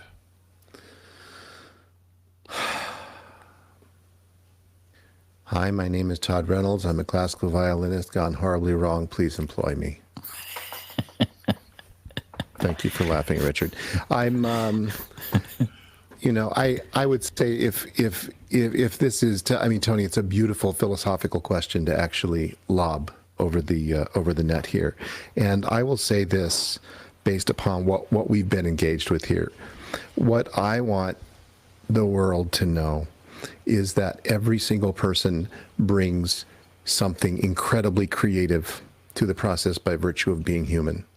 And every time you wade into the waters of making art, every time you wade into the waters of making conversation, every time you actually risk in public, which is something that musicians and artists have been doing since the beginning of time, you risk by actually putting a stake in the ground. It's always a positive thing that takes you forward, and I stand for that for every single person on earth. Hazma? Well, I think that what Damyanti has done is, and that's why her book is called Conscious Cuisine, is the ability to eat with awareness. And I think what she's been able to achieve is to create awareness that there are options. And I always say, I'm vegetarian, but I don't like the sight of vegetables. So the ability, as you said earlier, to craft a meal and to present it, and to also have the exquisite taste by mixing the various spices in her meals. So I think for her, it's the need to educate and let the world know that healthy eating is important, being close to nature is important, using the ingredients that are made locally is very important, and the flavorings of how you prepare a meal is integral to enjoying nourishment. And so for me, it's not so much as what I want to speak to the world about. I'm just the messenger for Damyanti because that's her passion. So thank you for that, Tony. You're very welcome. Richard? It's a hard thing to follow. Have you met Todd Reynolds? He's a classical violinist who's gone wrong. Please employ him. That's always a good one. I don't know. I don't know what the answer. Hello. Check out accidentaltheatre.co.uk. Shameless plug. Support us, watch our shows. I think with speaking to the kind of choir a little bit, if you're part of the office hours and you haven't yet got involved in one of these shows and you want to, please do, because there is always going to be more people we want to bring in and to get involved and have your mind brought into the shows. They will naturally grow to be more technical, but also more artistic over the next couple of years as they grow. And we want more and more people to contribute to that. So if you haven't seen Tony's show before, watch all the shows. If you haven't seen Office Hours, join the community. If you haven't seen Todd's show, go to his website, sign up. Same with the Conversations with Tony Mobley. If you haven't heard of Accidental Theatre, why would you? It's a small theatre in Belfast. check us out. These are really interesting and diverse communities that are both building up in and around office hours, but also individually, and they have existed for a while. And support them, because there's a lot more interesting work out there. It's, as Roscoe's asking, niche work is now way more accessible to all of us than it ever was before. And the world is getting smaller. The only probably good thing to come out of the pandemic that isn't quite done yet with us is that we can connect with each other and connect much more readily and get involved in a way that we never thought of was possible before. I joined Pixel Core when it actually existed beforehand, and I couldn't get involved because I was here in the UK, and whenever I heard Alex talk about office hours and starting it up, I thought, yes, this is now a way I can actually get involved. And then it grew from that into now me helping push things like Super Saturday and the Belfast Method, and support people who've done fantastic work like Sky and Kyle and Jim with Mad in the Kitchen and Hour of Happy, and as well as those who are doing fantastic work in the rest of the office hours community, like Last Week in Office Hours, as well as then Todd and Tony, your show, and Hasmuk. So it's a really exciting amount of diversity. So, don't wait, just get involved. Maybe that's a good thing to say to everyone. Yeah, I think the last thing that I want to say on this particular question is that I think it's important for us to realize that in a lot of ways, the pandemic has been a very difficult thing for a lot of us. I have lost a lot of people that I knew personally through the pandemic. But one of the positive things has been that there has been an opportunity for people to engage with one another like never before, as already been stated. And I think it's important for us to understand, like Richard said, the world is so much smaller, and that we can, in fact, talk with each other and engage with each other and have good relationships. The last question, I believe. All right. And so we are done. We are done for today. There are no more questions. And so, guys, thank you so much for your time. This has been a long day, and I really, really appreciate your help today. This has been a wonderful experience, and I am so thankful to be here with you guys, and that you could all take time after this long day to be with me. And so I wanted to give special thanks to Kimberly Mobley, our global family and friends, Alex Lindsay and the office hour members, Cloud, Bedrock LLC, DVE Store, Liminal Entertainment Technologies, Byte Hive, Video360.com, ApprovedForLoan.com, Mr. Ken Jordan, Elms Park, Jonas Dattel, Aaron Huslich, Cherok, Cheetah, David Brady, Marcus Lee Folk, Richard Lavery, Chris Fenwick, Manalo Lozano, Jeffrey Powers, Bryant Shan, Clark Lopez Waterman, Conversation with Tony Mobley, producer. Thank you all, panel, for doing the work.